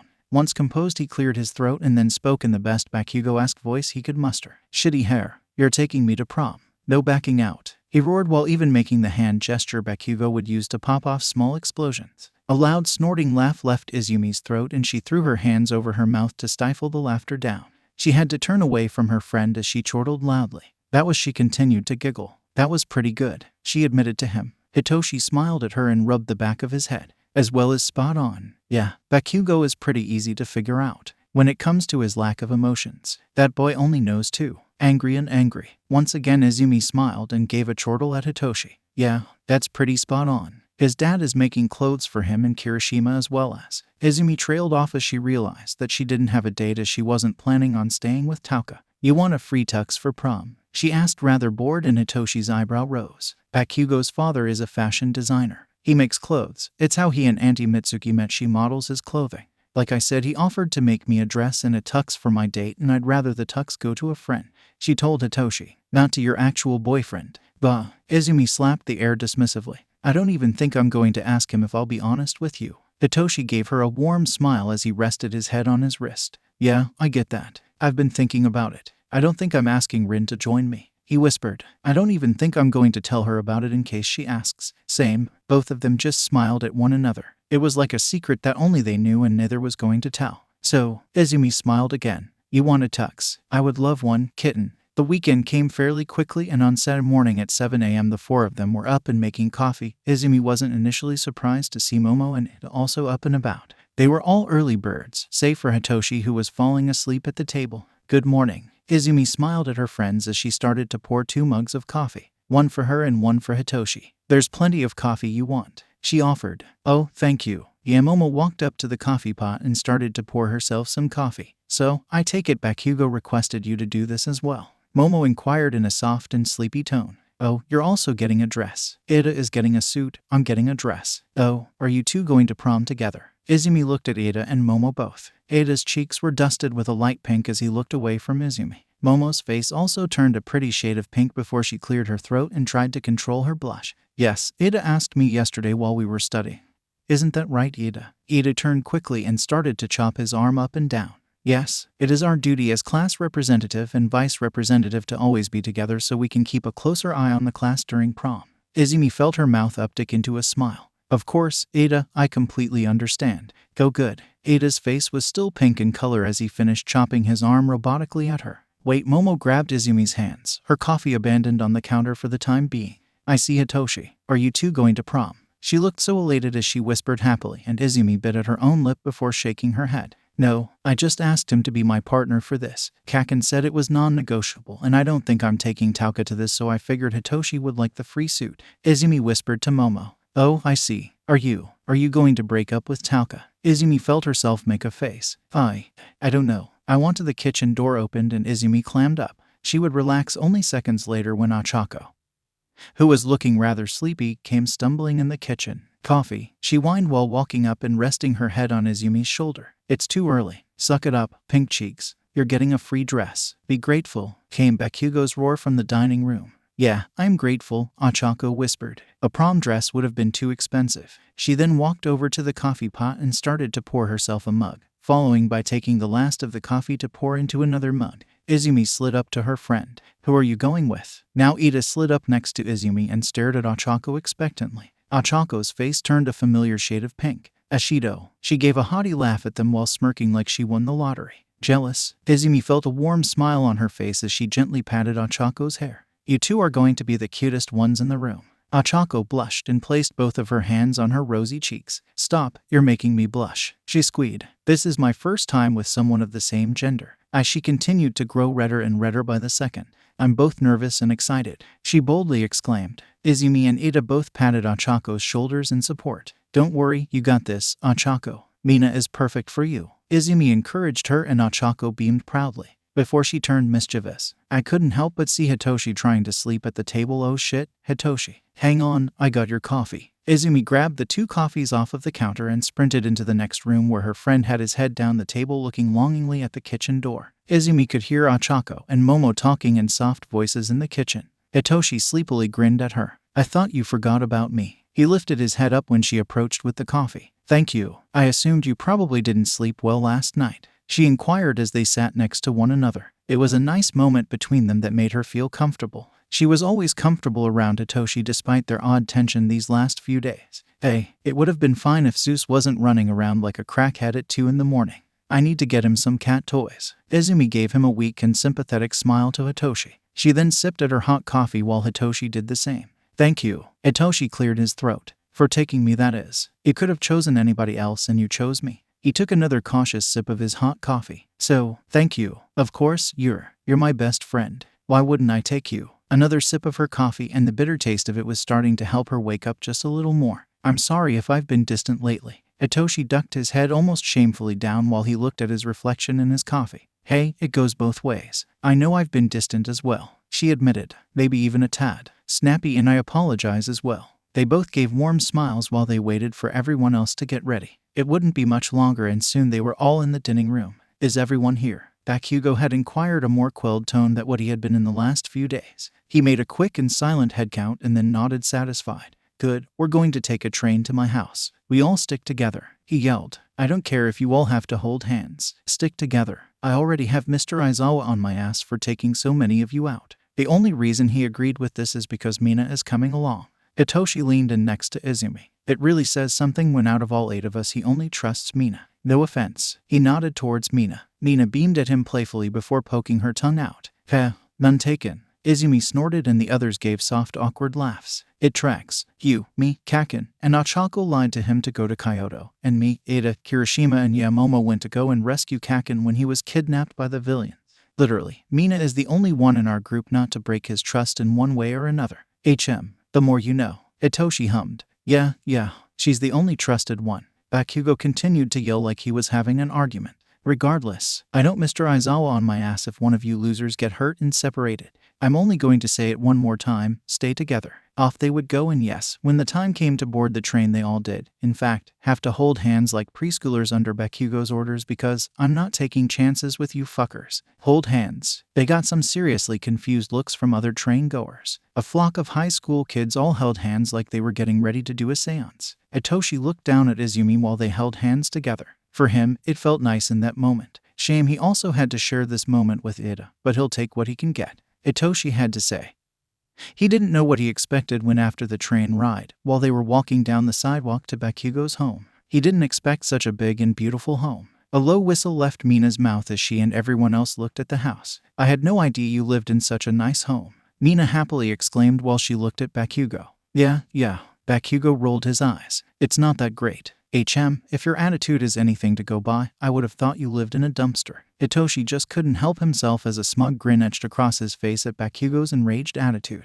Hitoshi, don't be mean. 𝐲𝐴𝐬 smiled while bumping shoulders with him, making Hitoshi look at her. He then shrugged and just continued to smile. Sorry, he said to 𝐵A𝐻𝐻𝐿, though it was clear he didn't mean it.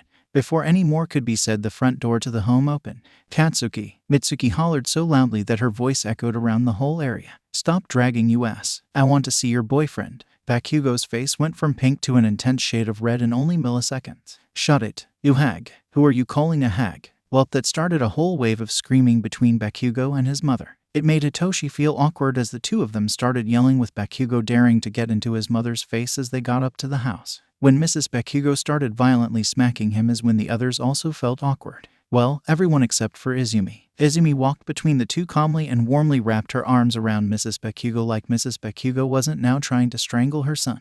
Hello, Auntie 𝐬𝐬 practically purred with happiness. Instantly Mrs. 𝗵𝗃𝗪's white eyes returned to normal as she lovingly returned the hug. Hello, the daughter I wish was mine. She rested her cheek on 𝐬𝐬's head. Don't suck up to my mom, nerd. Boy, you could learn a thing or two from 𝐬𝐬, brat. At least she knows how to greet me. 𝗃𝗏 smirked. He could absolutely see 𝐬𝐬 trying to giggle behind her hand. Sneaky kitten. Mrs. 𝗵𝗃𝗪 and 𝐬𝐬 separated from their hug, and once again Mrs. 𝗵𝗃𝗪's expression changed when she needed 𝐬𝐬's cheeks in between her palms. Look at you. You got a haircut. It's so short. Mrs. 𝗵𝗃𝗪 then playfully nuzzled her nose against 𝐬𝐬's in a show of affection.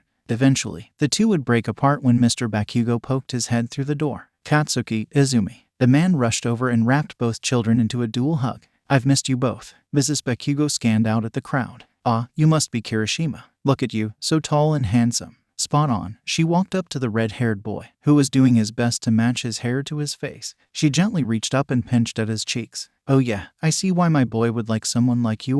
Leave him alone. 𝗵𝗃𝗪 roared while trying to wiggle out of his father's grip. Mrs. 𝗵𝗃𝗪 already moved on as she looked at the others. She greeted them all politely, but then, in a strange manner, she started to count them. Not counting my son and his date and leaving 𝐬𝐬 out. There's an odd number meaning. Which one of you is her date? She cried excitedly while tapping her fingers together. However, before Hitoshi could answer, Mitsuki had Ochako hands in her own. It's you, isn't it? She was always sweeter on the girls, huh? Ochako gave a gasp while her face dusted with pink. Auntie, 𝐬𝐬's voice must have gone up at least 5 octaves while her face turned a red so bright that it made her look like a freckled tomato. It's not Ochako. Huh? How does it feel? 𝗵𝗃𝗪 taunted gleefully at 𝐬𝐬's expense. I'm sorry. I'm with her. Ochako quietly put her hand in Mina's. Not her then. Then it must be you. She grabbed onto Ida's hand fairly quickly. Ouch. Hitoshi could only think as he was passed up for Ida. Then again, he kinda got it. 𝐬𝐬 was sunshine incarnate to everyone she meets. She was also incredibly beautiful. And then there was Hitoshi. Hitoshi was grungy with his black pants, boots,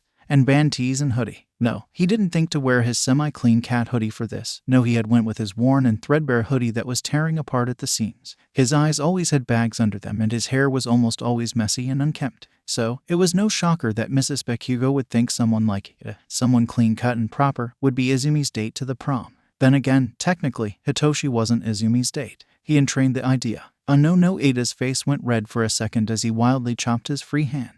I'm with Yaoyorozu. Forgive me. He bowed with Mrs. 𝗵𝗃𝗪 let him go. That left one. Mrs. 𝗵𝗃𝗪 looked at Hitoshi and Hitoshi raised his hand. Hello, I'm with 𝐬𝐬. He chewed on his cheek out of nervousness while he spoke. Auntie. 𝐬𝐬 calmly walked up to Hitoshi and, in a surprising move, she held onto his arm. This is Hitoshi Shinsu. He's in our class and he's one of my best friends. He's also my prom date.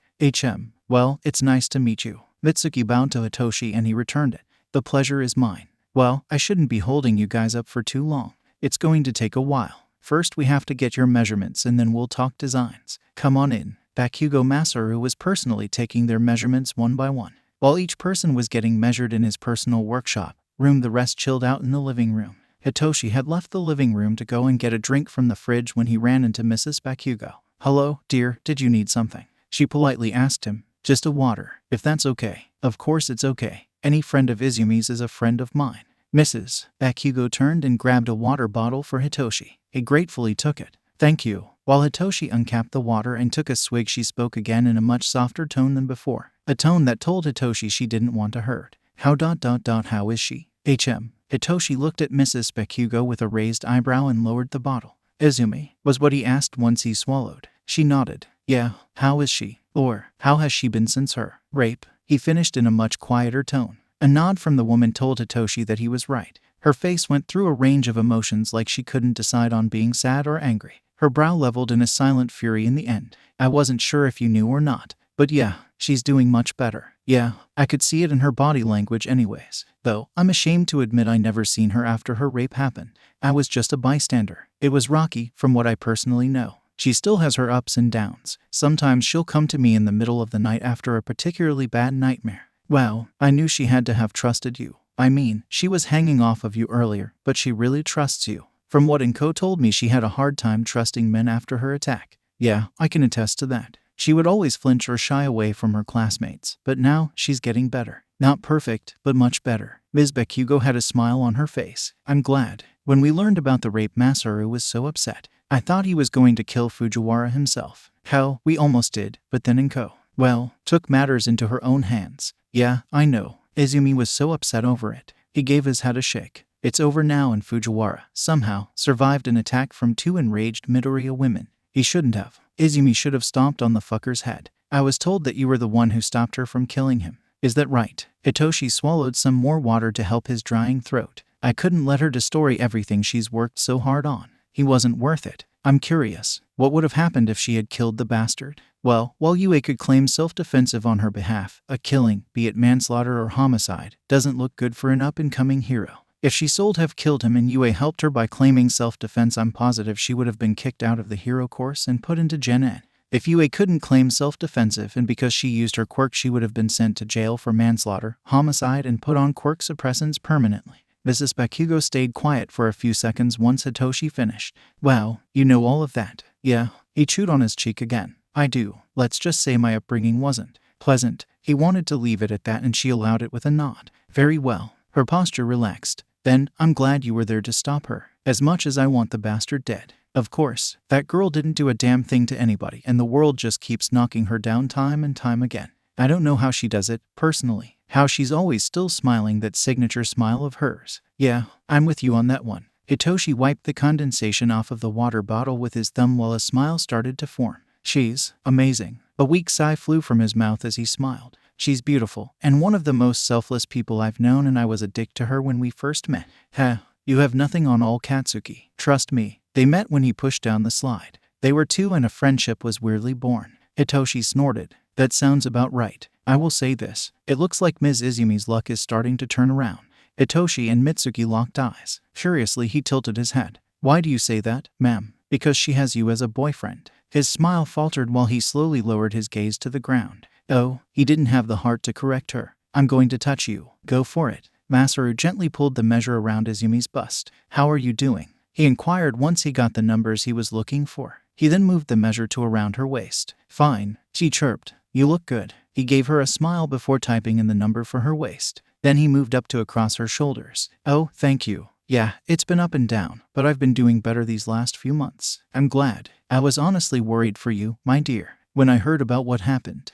Well, let's just say I didn't take it well. He then moved on to quickly measure her arms. Izumi looked down at her shoes. I'm sorry. Don't apologize. You didn't do anything, and neither did I, just a measly temper tantrum. Nothing more, nothing less. Another quick jot down of numbers before moving on quickly to the next arm. Izumi gnawed at her lip. Yeah, but I just wish it never happened. A low whisper escaped, and if Masaru wasn't standing right there, he probably wouldn't have heard her. He stopped his measuring quickly. I know. He cupped her cheeks in his hands. Trust me, I know. I wish it never happened to you. I cannot imagine how scared you must have been during that time. He had her look at him with a gentle nudge of his hands. Tears sprung in her eyes. I'm trying to move past him, but her voice became high-pitched while a whine bubbled in her throat.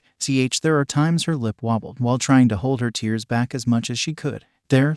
Masaru was gentle while he wiped the first falling tear with his thumb. It's okay that you're not 100%. All that matters is that you're doing better and that you're alive to see another day. His voice was soft like a blanket made of velvet. And I am so damn proud of you for living to see another day. Izumi didn't know what it was, but next thing she knew, she had Masaru in a hug with her arms wrapped around his middle like a child. Masaru's hands were gentle with each pat on the back he gave her. She didn't know why, but she really needed to hear that, and she needed the hug even more. Designs were discussed between each couple group. Masaru said he would put all of their designs in mind, but also had put body type in mind. The next time they meet up, next week, he'll lay out models and drawings for them, and soon before they knew it was time to go back to the dorms. Everyone said their goodbyes, and Izumi kissed Mitsuki and Masaru on the cheek before she took off with her friends. She grinned when she heard Mitsuki yell, "Why can't you kiss me goodbye, brat? Be happy I say goodbye, hag." Izumi had to stifle her snigger. After another awkward hand-holding session on the train, they were soon back at the dorms. They all said their respective goodbyes to one another and started to retreat to their rooms. Izumi, Izumi turned and looked at Hitoshi. Yes, he looked like he wanted to say something. He opened his mouth but paused completely. Then, he shut it and visibly sagged. It's nothing. I have something I need to do. Of course. She waved at him before retreating into her room. She shut the door and soon sagged against it. Okay, enough dragging my feet. I need to break it off with Tauka. I think we're going to see the school tomorrow. I'll do it then. so at least this way it isn't just a cold text. Yeah, I can do that. Erg, why does he keep staring at you? Nana hissed while she looked over at Mr. 𝐀𝐻. The teacher was practically leaning over his desk just staring at 𝐬𝐬. She had hoped he'd be better this time around, but nope. I don't know. How are you doing, sweetie? She asked Teo in a sweet voice. Teo shyly made a so-so gesture. It's been okay. Ever since you caught that boy's milk they haven't been messing with me as much, but they still pick on me and one girl pushed me into the mud yesterday. Sometimes if I just sit quiet and don't make a sound they'll leave me alone. Tears creeped into the girl's already wet eyes and 𝐬𝐬 patted her hair. It's going to be all right. Do you know why? Why? She whispered. Because I'm here, and I'm your friend. She told the little girl and then gave her a beaming smile. Teo smiled back at her and leaned into 𝐬𝐬's chest. You're my only friend. Yes, that is true. 𝐬𝐬 ran her fingers through Teo's choppy locks. And you're my brother's girlfriend. Does that make you my aunt? No. Dang. Listen up. Mr. Aizawa paused and cleared his throat before trying again. Listen up, class. Lunch will be happening soon. Well, he was soon cut off by the door to the classroom opening. 𝐴𝐻𝐻 stared at 𝐴𝐻𝐻, the goat now looking like a deer in the headlights. 𝐴𝐻𝐻 stared at 𝐴𝐻𝐻. Then his eyes swept the classroom where he would look at Hitoshi, Ochako, Todoroki, and 𝐬𝐬 all in that order. Was the noise all five of them made in pure confusion. What? Wrong class? He asked to some who walked by him too quickly for anyone to see. Wrong classroom. My bad. He waved at them before shutting the door abruptly. What was that about? Gyro inquired, which caused the rest of the class to ask the same question. Though Todoroki, 𝐬𝐬, Ochako, and Hitoshi all just shared looks of confusion. It's about the investigation. Mr. 𝐀𝐻 huffed from his desk, finally breaking his eye contact with the back of 𝐬𝐬's head to look at the rest of the class. Because someone had an issue with our middle school, all of the 𝐴𝐻𝐻 schools are being investigated. He grumbled, and for a very quick moment he and 𝐬𝐬 locked eyes. Mr. Aizawa made big strides to Mr. 𝐀𝐻's desk and purposely blocked the man's field of view so he could glower at 𝐬𝐬 any longer. Mr. Aizawa put all 10 of his fingers on Mr. 𝐀𝐻's desk and they spoke in low hushed tones, though 𝐬𝐬 heard Mr. Aizawa say, "Not in front of the students, yours or mine," in a hissing tone that meant he was serious. Well, the bell for lunch soon rang and 𝐬𝐬 grabbed Teo's hand. You hungry? Yep. And excited? Why's that? The two of them started for the door. Well, I told my big brother that you would be here today and he said he was going to eat lunch with us. Isn't that great? 𝐬𝐬 had to stop herself from pulling a face. Still, she gave the girl a slow and rickety smile. That's great. It wasn't. It was anything but. Doubly so for when they got to the cafeteria, where Tauka was already waiting. Not just Tauka either. 𝐬𝐬's heart sank when she saw Rin. The woman happily perched on Hitoshi's lap while clinging to him. This was making Minda openly jealous as he was practically clawing at his own face. 𝐬𝐬 felt anger bubble for only just a moment. Just one moment. That anger was there before it simmered once she looked past Rin and actually looked at Hitoshi. Hitoshi didn't look comfortable. Not in the slightest. Interesting. Rin, I sent that text for a reason, Hitoshi whispered once he got Rin alone. The two of them were away from the bus. Hitoshi had 5 minutes to get on the bus, or else Mr. Aizawa will hunt him down for sport. He literally had to grab Rin by her shoulders and keep her at arm's length. We're done, he hissed. Was it gentlemanly to break up with your girlfriend over text? No, but Hitoshi did it anyways. He should have known when she didn't reply to the message that clearly something had been lost in translation. Even more now when she was trying to get close to him, to hug him and be all over him like she was in the cafeteria. The only reason he didn't shove her off of him was that he didn't want to seem like a huge jerk. Granted, he should have set boundaries and gently asked her to move, but she had just startled him and everyone else by doing such a thing. God, the looks Ochako was shooting at the two of them were murderous. Rin stopped trying to get a hug out of him and let her arms drop. Oh, we are? She asked in a sickly sweet voice while cradling her cheek with her hand innocently. Yes, I'm sorry, I don't feel anything for you. I thought I would but I don't, huffed Hitoshi. It's over, Rin. What a shame. There was a glint in her eye, a glint that Hitoshi didn't like at all. A glint that reminded him too much of his aunt and father alike. A malicious glint of someone who had an ace up their sleeve. What? A shame. And if I said no? No, you can't say no to a breakup. Hitoshi knew the confusion etched itself across his face. It's done. I'm breaking up with you. There is no no to be had. Rin tilted her head. No, I don't accept it. HMPH. Pity, cause I do. Goodbye, Rin. Hitoshi, seriously done at this point, put his hands in his pockets and started for the bus. You know I bruised my arm at ballet practice today. It's a really big bruise. I missed a step and landed on it. Hitoshi kept walking. That's a strange way to get me to pity her. He thought, feeling his confusion grow. But then she said it. The words he would never forget. Yeah, I bet I could convince someone you did it. Maybe that girl that was raped would take pity on me. Hitoshi froze. His blood turned to ice shards just swimming through his veins. Slowly, oh so slowly, he turned to look at her. What? He whispered, the fear growing. She said it so casually, like they were having just a normal conversation. Oh, maybe I should just tell your teacher that you got angry and hit me, yeah. I'll do that. When Rin made a move towards the bus, just one step, Hitoshi wasn't ashamed to admit that he grabbed her and shoved her against the wall. Not hard, but it was a shove that made her gasp in alarm. Oh, you brute, she pouted. That wasn't nice. How do you know about Izumi's rape? He demanded with a growl. Rin's mouth ticked into a smile. It doesn't matter. It does, he hissed between clenched teeth. Oh, he saw the light bulb go off above Rin's head. Oh, it's all making sense. You're dumping me for her, isn't it? Tell me, hotshot. What would she, a woman who clearly knows what abuse is, say when fake crocodile tears formed in Rin's eyes as she started to cry an almost believable sob? When I go to her and explain how you hit me. She continued the show. Stop it, he hissed again. You're discrediting actual abuse victims with this bullshit. Rin dropped the act with a smirk. I'm only going to stop if you stop. We haven't broken up. Hitoshi's nose rose in disgust. You're blackmailing me. For a relationship. Why? I have my motivations, she admitted. Unless you just want to give me what I want now and be done with it. Hitoshi rolled his eyes and looked at her. And what would that be, princess? Sex. Hitoshi's face flushed a bright pink. What? He let go of her real fast while feeling slightly disgusted all of a sudden. She shrugged again like it was no big deal. Sex. I want sex. You're a guy, so it should come easy. But you ...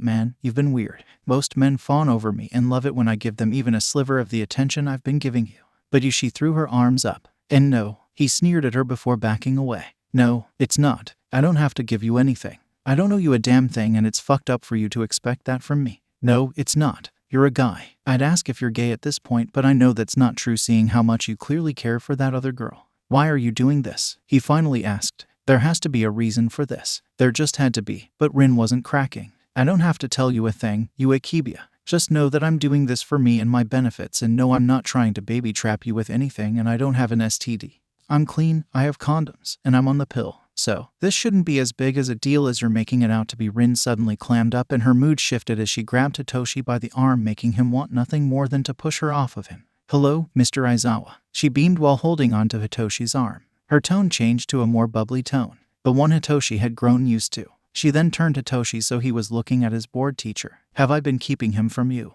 Hitoshi, get to the bus, shouted demanded with a head gesture towards the bus. If you delay any longer, I'm going to leave you at the mercy of the villains. Coming, Mr. Aizawa, Hitoshi whispered, almost fearfully to his teacher. Good. Mr. Aizawa gave Hitoshi a look before stalking towards the bus. Rin leaned in so her lips were practically kissing the outside of Hitoshi's ear. Think about what I said, Toshi. We can end it quickly if you just give me what I want. Fuck you, he snapped and jerked his arm out of her grip. Hitoshi vowed he'd never hit a woman after witnessing how his father treated his mother growing up. But damn if he didn't want to just sock Rin then and there. No, he controlled himself and quickly sped past his teacher to get on the bus. He felt gross and he didn't even know why. You're a guy, so it should come easy. You're a guy, you should want this. He pulled a face, and 𝐀𝐦, who he had sat next to him, gave him a look. You good, dude? 𝐀𝐦 asked, and Hitoshi waved him off with a grumble of an excuse leaving his mouth while he tried to look as neutral as possible. I mean ... if it's sex she wants, and if that's what it takes for her to leave me the fuck alone, then it shouldn't be bad, right? I mean, I have been told that all guys want sex from a pretty girl, but I don't want sex from Rin. He felt nothing for Rin-cho at this point. Now, that's not to say Hitoshi was sex repulsed. He wasn't. He, like many boys his age, has had some late-night sessions. But the idea of doing it with Rin just left him, well, for lack of a better word, limp. It didn't help that he didn't want Rin to be his official first. He always wanted his first time to be with someone he was close to. Like Izuno. No, we are not going there. Bestie should not be in my thoughts right now. She shouldn't be dragged into this. Okay. Hypothetically, he and Izumi got together and the top of sex did come up. He would never, ever make a move unless she was comfortable with it.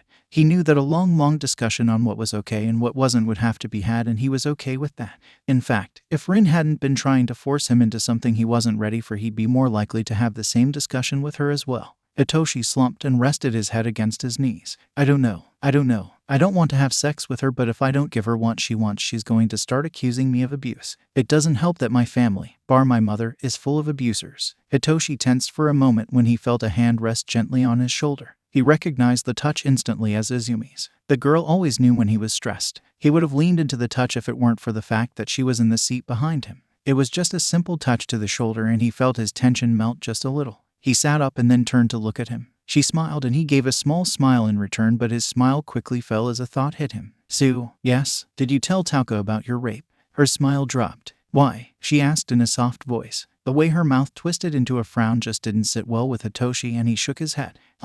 No reason, forget it." He sighed and turned away from her. "It's just been a long day. I'm sorry, I shouldn't have even brought it up." Izumi moved a little, so she was now resting her upper body up top the back of his seat, and suddenly he was pulled into a hug from behind.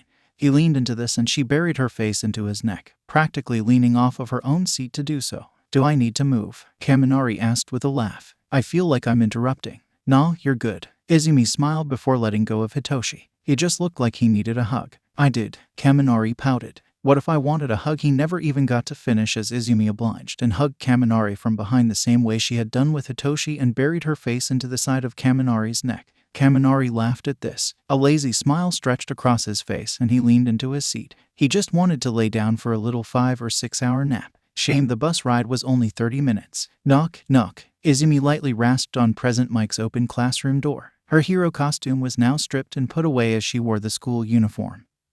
But as the school day ended, she had stripped out of the blazer and let it hang on her arm. Hisashi looked at her with a raised eyebrow. "Izumi, to what do I owe the pleasure? Is everything all right?" he asked. No doubt he was getting ready to leave as most everyone else had retreated out of the building.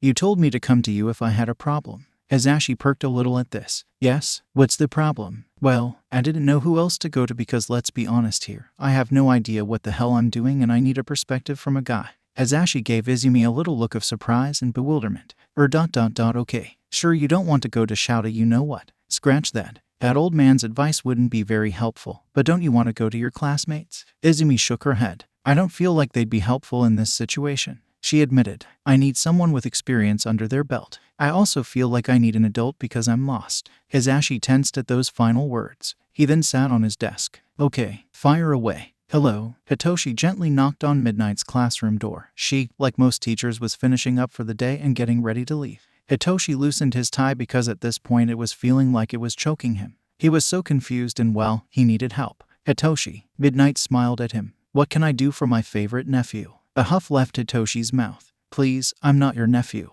He gave her a cheeky smile. "Not yet. I just can't get 𝐲𝐸 to sign the adoption papers." She gently pinched his cheek. "Regardless, what can I do for you?" You're a girl." He started and immediately wanted to slap himself. Midnight laughed. "Thank you for noticing. I go to great measures to make sure people know that I, the X-rated hero, am, in fact, a girl. I need advice and I didn't know who else to go to. I felt that maybe someone like you could help me. Some with experience." He walked into her classroom and she gently shut the door. "Okay, well, have a seat." She pointed to her empty rolly chair and Hitoshi took it up with ease. He put his hands in his lap and she continued on.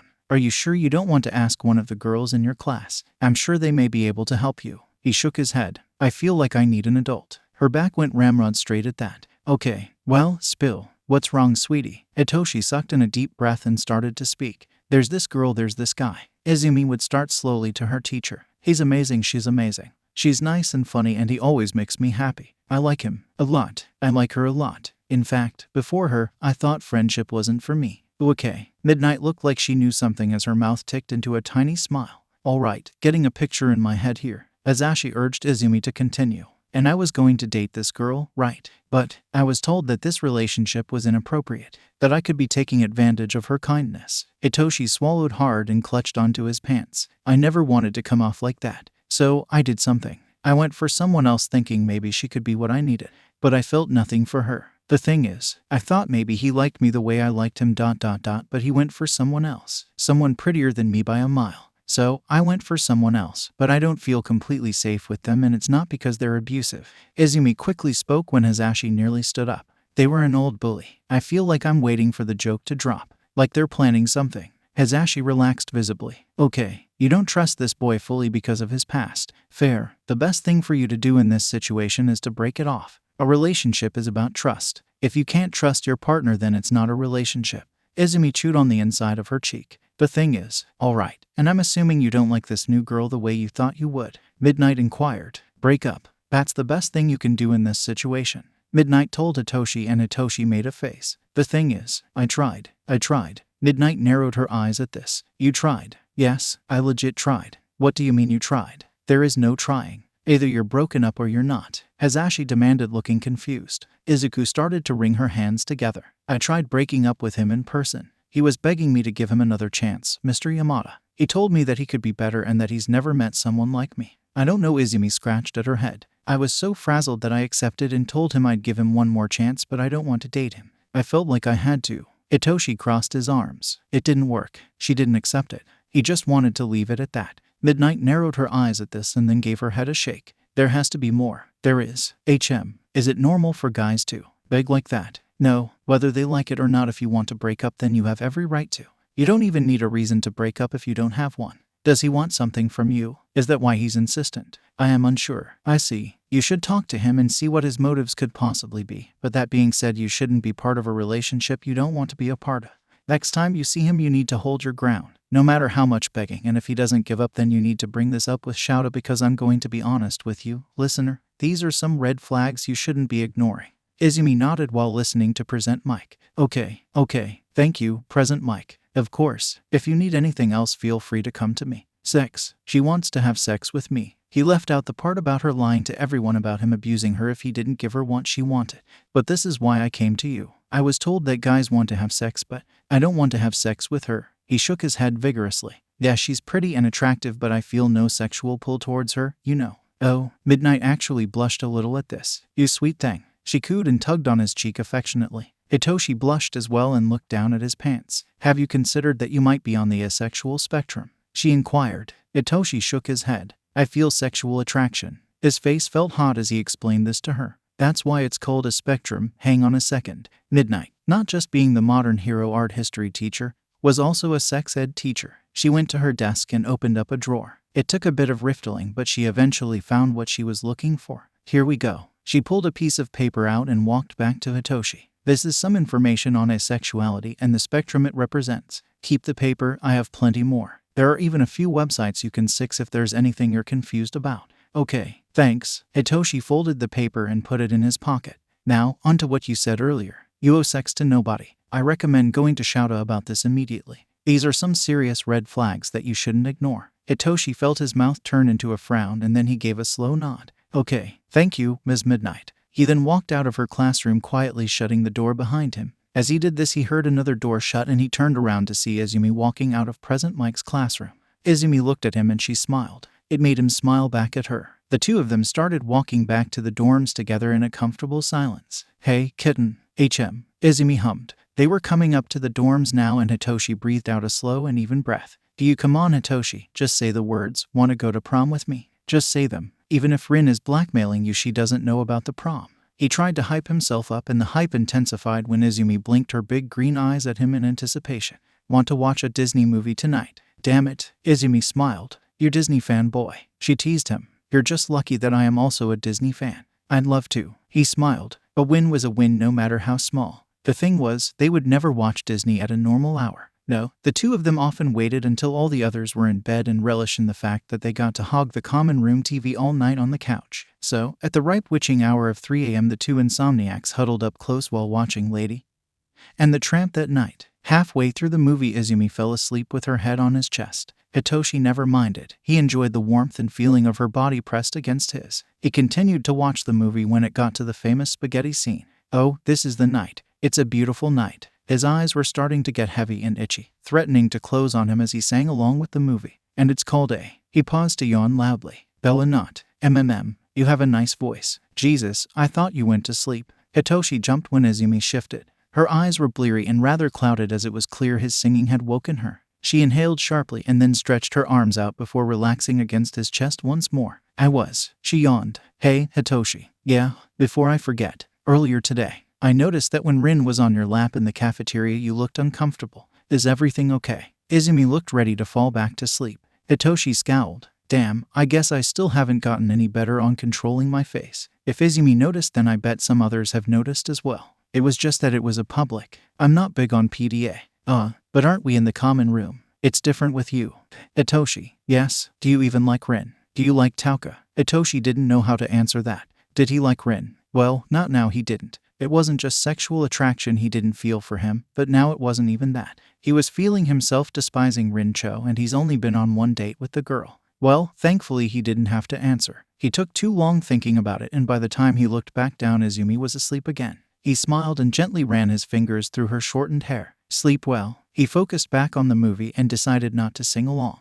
At 5 in the morning his phone dinged. He grabbed it and looked to see who had texted him. Butterfree, let me into the dorms tomorrow. I'll bring the condoms, so don't worry about it. He narrowed his eyes at this and bit his lip. 𝐴𝑠𝑏n, no, stay away from me. I've already told my teacher about you. It was a lie. He has yet to tell Mr. Aizawa. But she doesn't know that, and she wasn't going to know that. Butterfree, I see. Very well. You play your cards and I'll play mine. We'll see who comes out after this. God, you remind me of my aunt. He grumbled softly and put his phone down. Looks like I'm going to have to talk to Mr. Aizawa. He was ready to gently put 𝐬𝐬 on the couch and go and bug his teacher about the problem he found himself in. Just my luck. This bitch is psycho. However, when he went to move, 𝐬𝐬 draped her arms around his neck and held him close, but not waking up. Later, he would tell Mr. Aizawa later on in the day, and even show his teacher the text that Rin had sent him and her threat, that if he didn't give her what she wants, then she'll tell people he hit her. Mr. Aizawa only sighed. I don't know who's more of a problem child at this point, you or 𝐬𝐬. Regardless, leave the rest to me, and thank you for coming to me. I'm glad you're finally learning that you shouldn't handle everything on your own. I'll deal with Rin if she tries to come to the dorms. Don't worry about it and block her. Yes, sensei, and thank you. Also, I'd tell the class in case Rin tries to poison them against you. This way they can be prepared to shut her down. Yes, sir. Good, now go on. I have a lot to do. He left Mr. Aizawa's office and went back to the dorms. It was a busy Saturday with everyone getting ready to go out and exercise. He saw 𝐬𝐬 among these people. She was dressed in weather-appropriate attire. Long leggings, long-sleeve spandex shirt, a scarf, and a hat. Of course, it was getting cold out. No crop tops and short shorts, and it looked like she was getting ready to go jogging with it. She could be dressed as a nun and still be completely stunning. That was when 𝐻𝑇oshi just let it out. He didn't know what spurred it on or caused it. Do you want to go to prom with me? To say the dorms could have heard a pin drop after that moment was an understatement. They could hear the mice scurrying in the walls. That's how quiet it suddenly became. Everyone just looked at him, some clearly trying not to laugh to spare his feelings, while others were just slack-jawed. Of course, he forgot. They were still technically dating other people. The class didn't know that he broke it off with Rin, and 𝐬𝐬 was, as far as he knew, with Tauka. It wasn't a good look on either of them. 𝐬𝐬's face must have turned as red as a tomato as she hid behind her gloved hands. Yeah, he could have done this better. That's for sure. Oh, you blew it. She's not going to. If it wasn't for the stunning silence, 𝐻𝑇oshi might not have heard her shaky and quiet reply. 𝐻𝑇oshi and 𝐬𝐬 were getting ready to go out and train on a gorgeous Saturday afternoon. This time, I'm picking you up, 𝐻𝑇oshi insisted as the two of them walked down the steps in tandem. Yeah, all I'm hearing is that you're upset that I can pick you off the ground and hoist you on my shoulder. 𝐬𝐬 waved him off teasingly, and 𝐻𝑇oshi stuck his tongue out at her. Once at the bottom of the steps, they turned towards the door, and a scream left 𝐬𝐬's mouth like she had been injured. But 𝐻𝑇oshi would come to realize that it was a scream of excitement.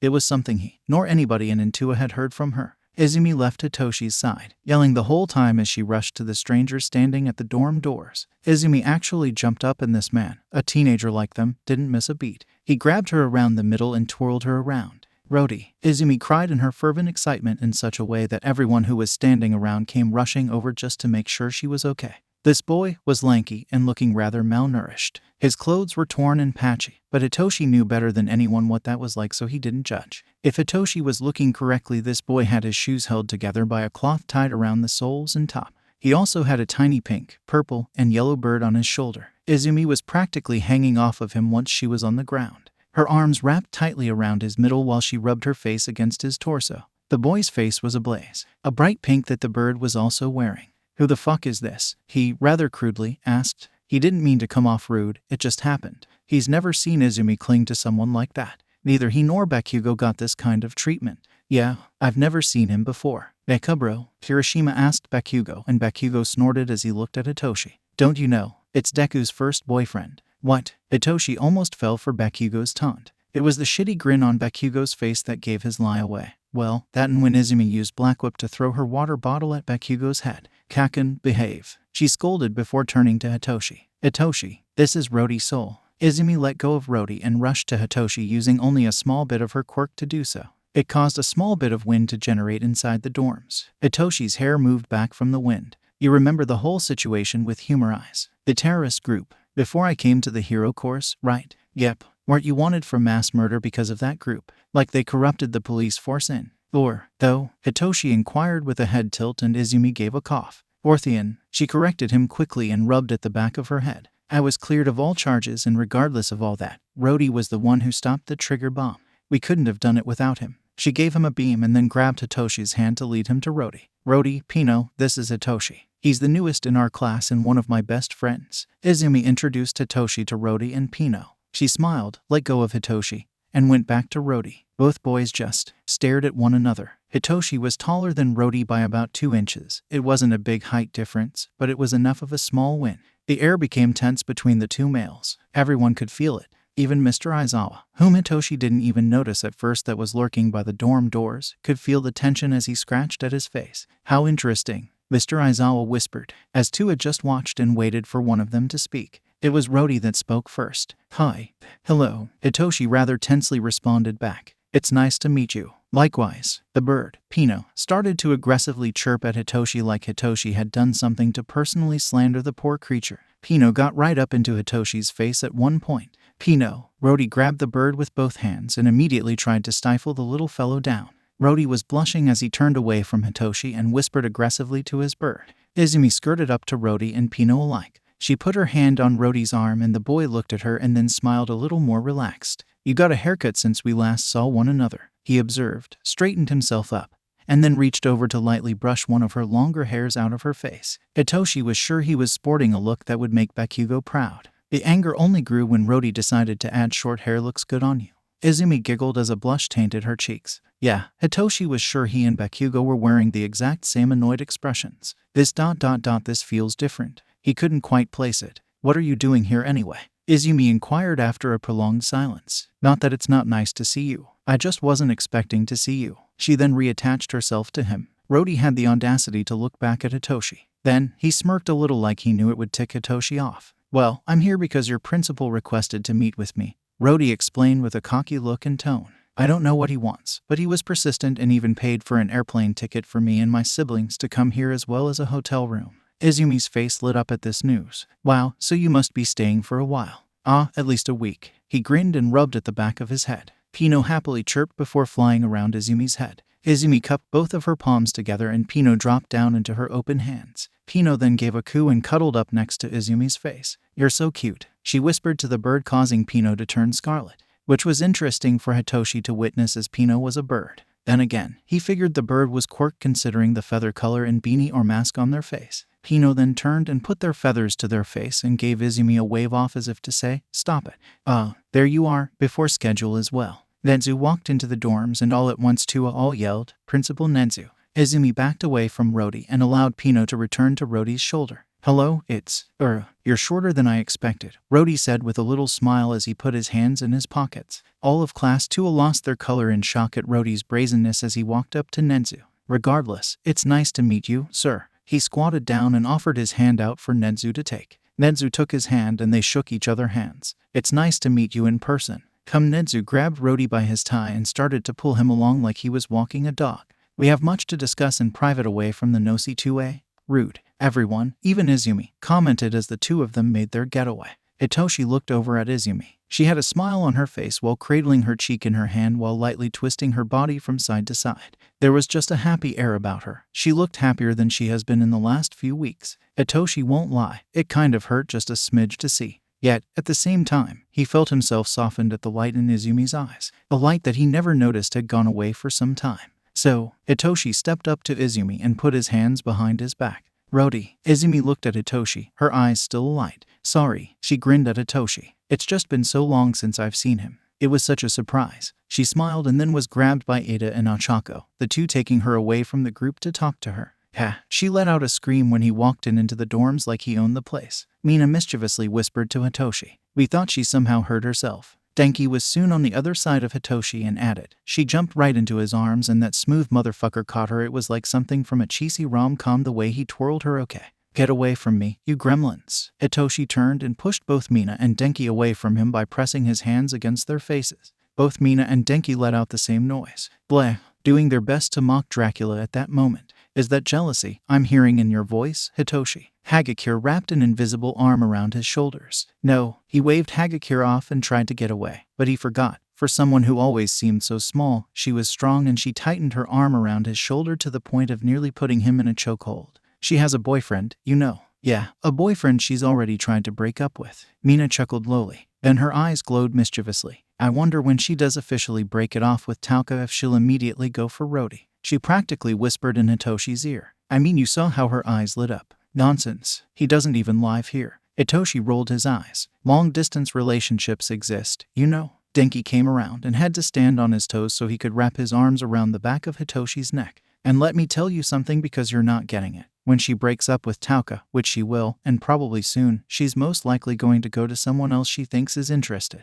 𝗏𝗏𝐻𝑖 looked over at 𝐬𝐬𝑚. He thought about seeing her hanging off of 𝗏𝗏's arm, looking up at him with bright eyes and a loving smile. Then, he replaced the image of 𝗏𝗏 with him and it made him smile softly. Maybe, I'm already inviting her to prom. Right. He started and took a step forward only to stop when All Might's voice resonated through his head. It's inappropriate. Taking advantage of her kindness. 𝗏𝗏𝐻𝑖 deflated and took a step back. Then, I hope she'll be happy with 𝗏𝗏 if that's the case. He turned away from his friends and started to walk back to the kitchen. The reason he had come down from his room to start with was to get more water. He saw his friends deflate just as well. Then he heard Denki whisper to Mina, I wonder how 𝐬𝐬𝑚's and 𝗏𝗏's wedding is going to be. 𝗏𝗏𝐻𝑖's eye twitched. He sucked in a slow breath and then got his water. He snuck away after that. He needed some time alone. 𝗏𝗏𝐻𝑖 wasn't jealous. He wasn't. 𝐬𝐬𝑚 and 𝗏𝗏 were friends and free to date if they feel so. But something just stirred in his gut when he found them on the couch. 𝐬𝐬𝑚 lay on 𝗏𝗏 the way she would lay on 𝗏𝗏𝐻𝑖, with her head on his chest and their legs entangled. 𝗏𝗏𝐻𝑖 knew it was stupid to be jealous. 𝗏𝗏 was only here for a week and 𝐬𝐬𝑚 deserved to hang out with her friend for as long as she could. One day 𝗏𝗏 even brought his siblings. 𝐬𝐬𝑚, a woman who loved children, was just cooing over them. They were nice and respectable to everyone in 𝗂𝐴 and just all around good kids in what 𝗏𝗏𝐻𝑖 perceived to be a crappy situation. He especially took a shine to Lala, and seeing those two hang out must have caused a light bulb to go above 𝐬𝐬𝑚's head as she quickly turned and rushed to Mr. Aizawa. The two of them had a pretty lengthy conversation. 𝗏𝗏𝐻𝑖 had noticed that 𝗏𝗏 talked to other people as well but clearly preferred to be around Bakugo, Todoroki, and of course, 𝐬𝐬𝑚. Well, near the end of his little week-long stay did 𝗏𝗏 and 𝗏𝗏𝐻𝑖 have a proper conversation. One that was a little less tense. 𝐬𝐬𝑚 was playing with Roro and Lala and 𝗏𝗏𝐻𝑖 must have been staring from the kitchen because 𝗏𝗏 approached. She's something, isn't she? He asked 𝗏𝗏𝐻𝗏i. Yeah, he agreed. She really is. I can't believe I'm saying this but she helped change my ways. I know that feeling all too well. 𝗏𝗏 and 𝗏𝗏𝐻𝗏i looked at one another before looking back at 𝐬𝐬𝑚. I was such a jerk to her at the start, 𝗏𝗏𝐻𝗏i admitted rather sadly. And still she wormed her way into my life and wouldn't let go. Especially when, never mind. Unsure if 𝗏𝗏 was told of 𝐬𝐬𝑚's past or not, 𝗏𝗏𝐻𝗏i stopped talking. Yeah, our start was a little rocky as well. 𝗏𝗏 chuckled slowly. I'm just glad we got out of there alive. I don't know how she kept doing it, how she kept getting up, how she kept smiling. It's all rather admirable. If 𝗏𝗏𝐻𝗏i wasn't mistaken, 𝗏𝗏 had hard eyes before giving a high-pitched trill. 𝗏𝗏. 𝗏𝗏 smiled as he gently poked the bird's beak. Ain't that the damn truth? 𝗏𝗏𝐻𝗏i shook his head again and inhaled a deep breath. I don't know how she does it. The world just keeps knocking her down and she gets right back up and she smiles. Time and time again she's been beaten, battered, scared,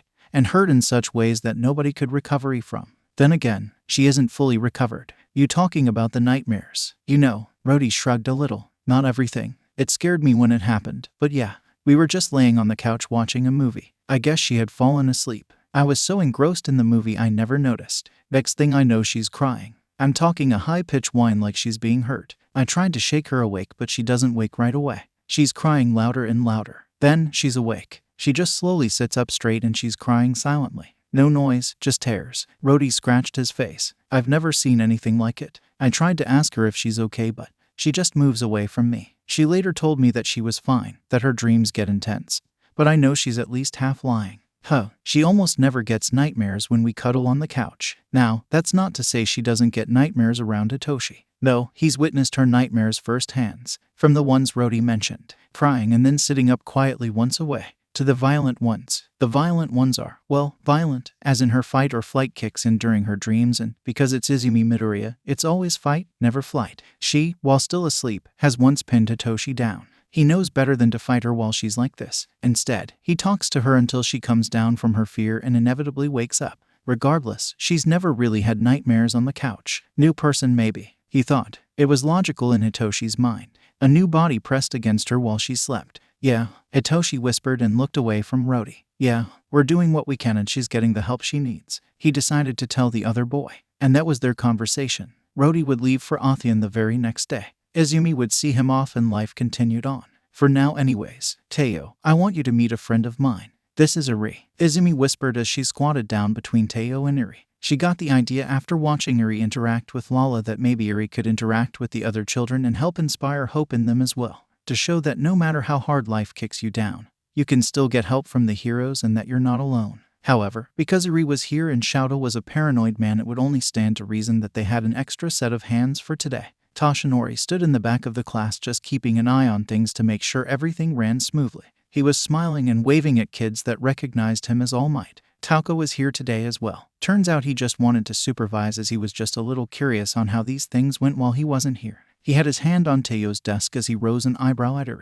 Well, say hi, he urged his sister. Hi, 𝗀𝐻 whispered nervously as she waggled her fingers at 𝐸. 𝐸 put her hands on her hips in a stern manner as she puffed her cheeks out. All right, listen up, Kohai. Oh geez. Izumi put her hand to her face as she tried her hardest not to laugh. I am going to inspire so much hope in you that it'll be flowing out of your eyeballs. So you don't have a quirk, so what? You don't need a quirk to be hopeful. 𝐸. 𝗲𝗏 was behind his foster daughter in a second. Not so loud, and not so sternly. I apologize. She watched a lot of motivational videos the night before to try and get into character. 𝗲𝗏 apologized on 𝐸's behalf. 𝐸, while still in character, pointed aggressively at Izumi. You see this beautiful woman right here? She demanded as she then turned her pointing towards Tauka, who rose his hands up in defense. Izumi's face was glowing as she did her hardest not to laugh. Don't you dare make her cry. I have a special set of skills that I have acquired over the years, and we're done. Let's try another kid. Also, I thought I told you can't watch that movie. 𝗲𝗏 picked 𝐸 up by her middle. That didn't stop 𝐸 from pointing at her own eyes before pointing the same finger at Tauka. The threat was clear as day. Izumi was sure she saw 𝐸 mouth "I will kill you" as she was carted away. Uncle Mirio let me watch it. 𝐸 returned to her normal cute self as she looked at her father. I am not surprised. Izumi snorted and had to take several deep breaths inward to keep herself from falling over. Phew. She exhaled and stood up fully. I apologize about her. She hasn't had much interaction, so she's learning from watching other people as well as movies. Izumi explained to Tauka and 𝗀𝐻 alike. I like her, 𝗀𝐻 whispered as she watched 𝐸. She seems nice. At least she didn't throw something at me. Izumi smiled at 𝗀𝐻 and then looked up at Tauka with a smile. The bell rang above their heads a few moments later. Lunchtime. The homeroom teacher called and people started to line out of the classroom. 𝗀𝐻 always hung back so nobody would push into her. Izumi didn't mind this. So, by the time they made it out the door, everyone was already making their way to the lunchroom. Izumi stayed in the very back as Tauka and 𝗀𝐻 left before her. She was right behind them when her wrist was grabbed and she was forced to a stop. She only watched in horror as the door clicked shut with nobody noticing her absence. Izumi's heart sank. She had a pretty good idea about who had her wrist and she didn't like it.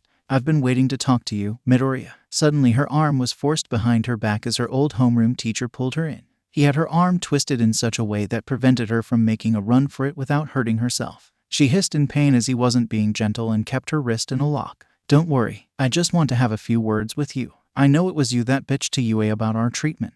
Are you aware that because of your selfish actions so many of us teachers are losing our jobs by the handful? That you were so miserable that you had to take it out on us. We tried to help you, really, but you were so distracting with your mumblings. I nearly invested in a muzzle. The man gave her arm a painful twist and it made Izumi gasp in alarm. Let's not forget how you just had to get in the way of Katsuki's career by, once again, following him around like a lost pathetic puppy. No, you just had to run that stupid fucking mouth of yours. Something fell from his desk and onto the floor below. The vestiges were unhappy as the lights even flickered, but Akane didn't even care about that. Use one for all, she thought as she felt her quirk flicker and lick just under her skin. And now I've gone and heard that you were raped. One for all died in a second. Even the vestiges stopped.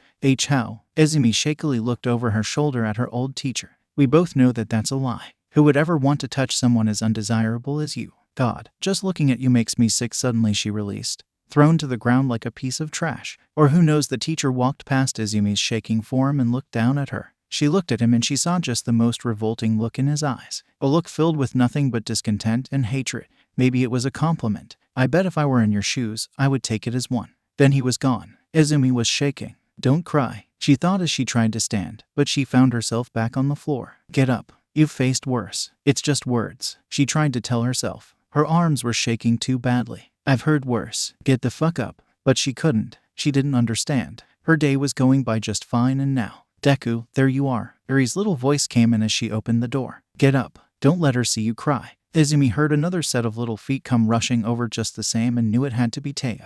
We're going to miss lunch, 𝗀𝐻𝐬 whispered. Tears were already starting to roll down Izumi's cheeks as she tried to stay quiet by covering her mouth. Don't fucking cry. Why am I crying? Deku, Iri, ever smart, bent down to look at Izumi's face. Oh no, why are you crying? It was that boy, wasn't it? Iri made the motion of putting her fist to her open palm. Not possible. Big brother was with me the entire time. 𝗀𝐻𝐬 jumped to defend her elder brother. Good point. Deku, do you need Hitoshi? Hitoshi.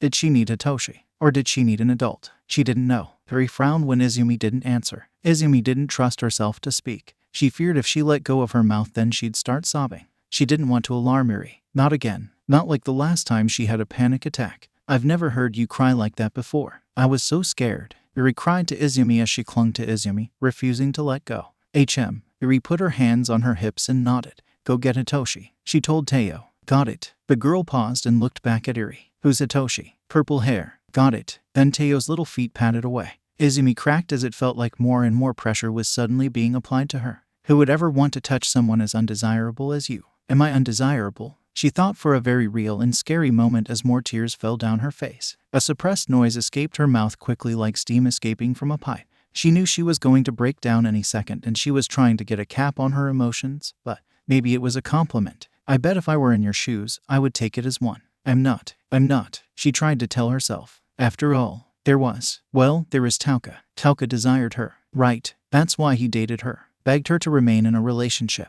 Yet, Izumi didn't want to see 𝗀𝐻𝐬 right now. No, she was more excited about being able to see Hitoshi. Hitoshi always helped her get back up. 𝗀𝐻𝐬 wouldn't know where to start. Can I hug you? Iri asked politely as she got down on her knees. Izumi gave a slow and almost painful nod. Iri wrapped her arms tightly around Izumi's middle. It's okay, 𝗏𝐼. Sometimes I just get sad too. Iri dropped the act of being tough as she held on to Izumi. It's okay. A choked sob left Izumi's mouth. A child shouldn't be comforting me, Izumi thought, and that made her croak out dry sobs. I got him. 𝗀𝐻𝐬 came back quickly and Iri and Izumi looked up. Izumi started crying harder and louder when she saw 𝗫𝗀 of all people. Geez, I don't think I'm that bad, 𝗫𝗀 whispered. That's not Hitoshi, Iri yelled to 𝗀𝐻𝐬. You said purple hair, 𝗀𝐻𝐬 argued. Izumi buried her face in her hands as her dam of emotions snapped and her cries became more frantic. What is going on in here? The door reopened and Izumi recognized Toshinori's voice. Oh God, what a sight to behold. His successor is on the floor crying violently while Iri and 𝗀𝐻𝐬 argue and a classmate just stares on in alarm.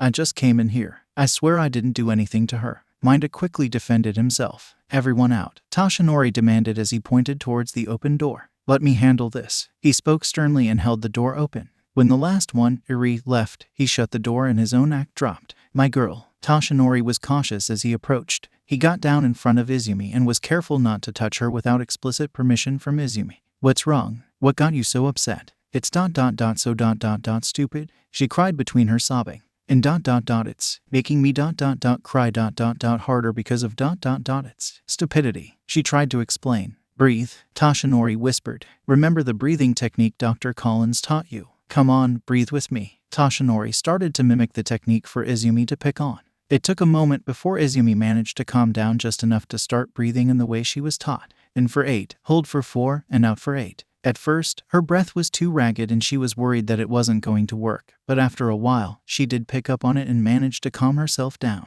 Good, Toshinori whispered and he pulled a small pack of portable tissues out. There we go. Dry those tears, he said as he pulled a tissue out and handed it to Izumi. Izumi tried her tears and blew her nose. Now, what got you so upset? Izumi's mouth twisted into a grimace. Come on, my girl. Something happened. I know it had to have. She sniffled, looked at Toshinori, and opened her mouth to speak. 𝗀𝐻𝐬 knew something must have gone down when he sent Iri and 𝗀𝐻𝐬 to retrieve Izumi. His suspicions only doubled when 𝗀𝐻𝐬 returned and grabbed 𝗫𝗀 of all people. Watching this, 𝗀𝐻𝐬 grabbed Yagi by his tie and whispered into his coworker's ear, Go follow and see what happened. Yagi did so without a second glance. Mr. Akane would come and sit with 𝗀𝐻𝐬 and the rest of the Hellions before Yagi returned. Iri, 𝗀𝐻𝐬, and 𝗫𝗀 would also return around the same time as Mr. Akane. It took Yagi an extra 5 minutes to come back, and when he did, the whole cafeteria felt his ire. Yagi nearly snapped the double doors off of their hinges when he slammed them open. Honestly, if he still had his big form, 𝗀𝐻𝐬 was sure the doors would be absolutely decimated.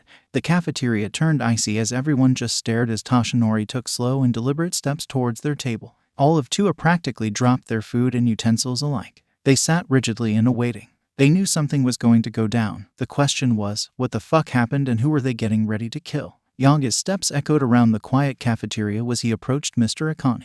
The aura off of 𝐽𝑚 made her jump into 𝐲𝗏's lap for dear life. 𝐲𝗏 put a hand on her back. 𝐽𝑚, what happened? 𝐲𝗏 inquired. 𝐽𝑚's eyes narrowed as he scowled a deep scowl. I never had to say this to another person before in all of my years of being a hero, but you, he pointed at Mr. 𝐀𝐻, are a disgusting human being. You know that. I don't know what you're talking about. 𝐽𝑚 reached across the table and hoisted 𝐀𝐻 by his shirt. He pulled the man over the table just so they were eye to eye. If you ever put your hands on my students again, I will personally snap all of your fingers. Do you understand me? 𝐽𝑚 demanded between tightly clenched teeth. 𝐀𝐻 was breathing heavily with fear as he grabbed onto 𝐽𝑚's wrists to try and pry the bigger man off of him. You want to know what he did, 𝐲𝗏? 𝐽𝑚 demanded. He waited until 𝐬𝐽 was alone and the last to leave. Probably why he was staring so intensely at her all day. What? Didn't think I noticed that. I did. We all did still. This scumbag. He started to walk, making 𝐀𝐻 try and back up, but it just caused the man to trip multiple times. Grabbed her and put her in a wrist lock so she couldn't escape. Several of 𝗂𝐻's own stood up in defense. This included Todoroki and Bakugo. 𝐲𝗏 put her down and rolled up his sleeves. I already warned you to stay the fuck away from 𝐬𝐽. He rounded on 𝐀𝐻. You think I'm an idiot? I know that girl is the reason our schools are being investigated. Damn bitch can't. 𝐀𝐻's jaw was grabbed by 𝐽𝑚 and he put pressure behind his hands while glaring down at 𝐀𝐻. Soft Oz left his mouth as he tried to fight against 𝐽𝑚's massive hands. Now, I don't want to break your jaw in front of a bunch of innocent grade schoolers, but if you don't watch who you're calling a bitch, I won't hesitate.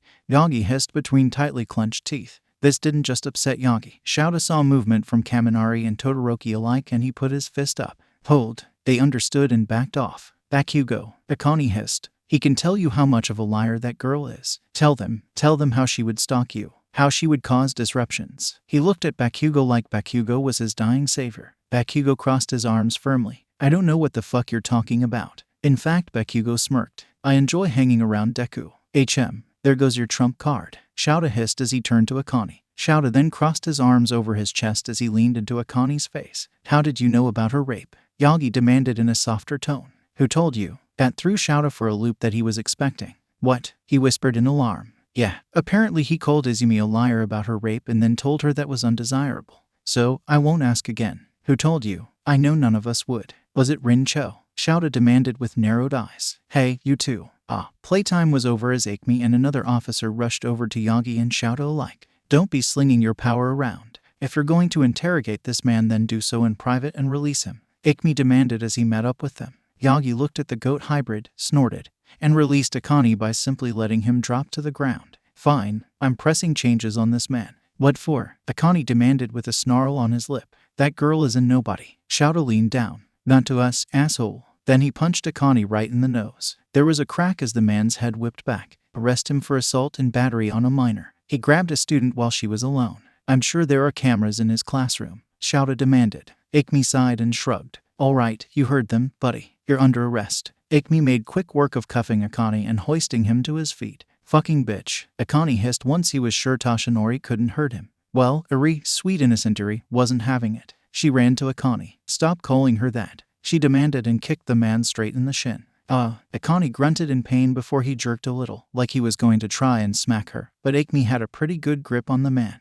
That didn't stop 𝐴𝐽 from running into 𝐲𝗏's arms. Still can't keep her mouth shut. I know she's the one that went and blabbed about our school. You know Bakugo, the teacher, turned his ire on his once star student in a second as he was being led away. You sure as hell weren't complaining when we looked the other way whenever you felt like testing your quirk out on that dumb bitch. Bakugo looked away with a snarl on his lips. Then the strangest thing happened. 𝐲𝗏 watched as food just floated up on its own, with no pink aura, meaning it wasn't Achako's doing. The food then flung itself at 𝐀𝐻 with precise aim. What the 𝐲𝗏 turned to Toshinori. The man was grinning. Then it clicked. The vestiges. Turns out ghosts don't like abusers either, as it looked like all 7 vestiges had their turn throwing food at 𝐀𝐻. Well, it didn't take much for 𝗂𝐻 and even some of 𝐀𝐻's students to join in.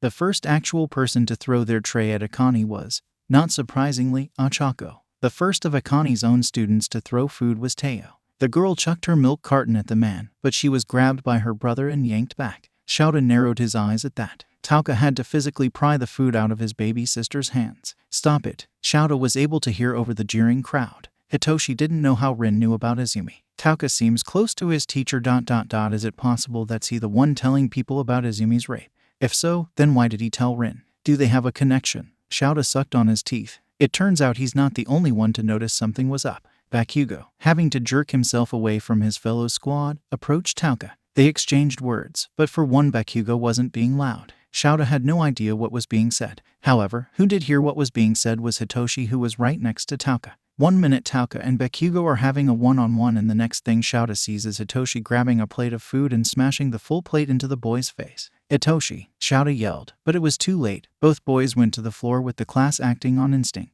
Hitoshi grabbed 𝗀𝗏 by his collar and started to punch the boy straight in the face in his aggression. Hitoshi was then straddling the boy. 𝗀𝗏 tried to kick, but he had nothing on Hitoshi. Hitoshi knocked his leg back and went for another punch. Quirks would have been involved if 𝗀𝗏 weren't staring directly at the two of them. Toshinori rushed in while 𝗀𝗏 made both boys quirkless. "Break it up. Break it up," Toshinori demanded as he grabbed Hitoshi from under his arms. "No, I'm beating his ass." Hitoshi fought against Toshinori. "No, that's enough. You have to be an example for these children." Izumi would. It was clear, at least to 𝗀𝗏, why Toshinori had said that. It was a lame attempt to sway Hitoshi into behaving. Well, life was funny. Any other day, Izumi would be a star role model. Today, it turns out, she was not. Freshly hurt off of her assault. They made one mistake. Toshinori, in his ire, left her alone. So, 𝗀𝗏 could only wonder what the fuck happened during that time alone. Because only seconds after Toshinori yelled at Hitoshi, Izumi came through those doors. Only she slammed through them just so she could drag Rincho to the ground. The two of them slid along the ground, with Izumi on top of Rin. Rin's shirt collar in her ironclad grip. Rin tried to use her nails to claw at Izumi's face. Izumi's mouth was twisted into a snarl as he grabbed Rin's wrist with her free hand and used little strength to pry the girl's hand off of her face. Then, as soon as that fight seemed to start, it ended when Izumi threw one single punch, knocking Rin out. 𝗀𝗏 Aizawa had so many questions.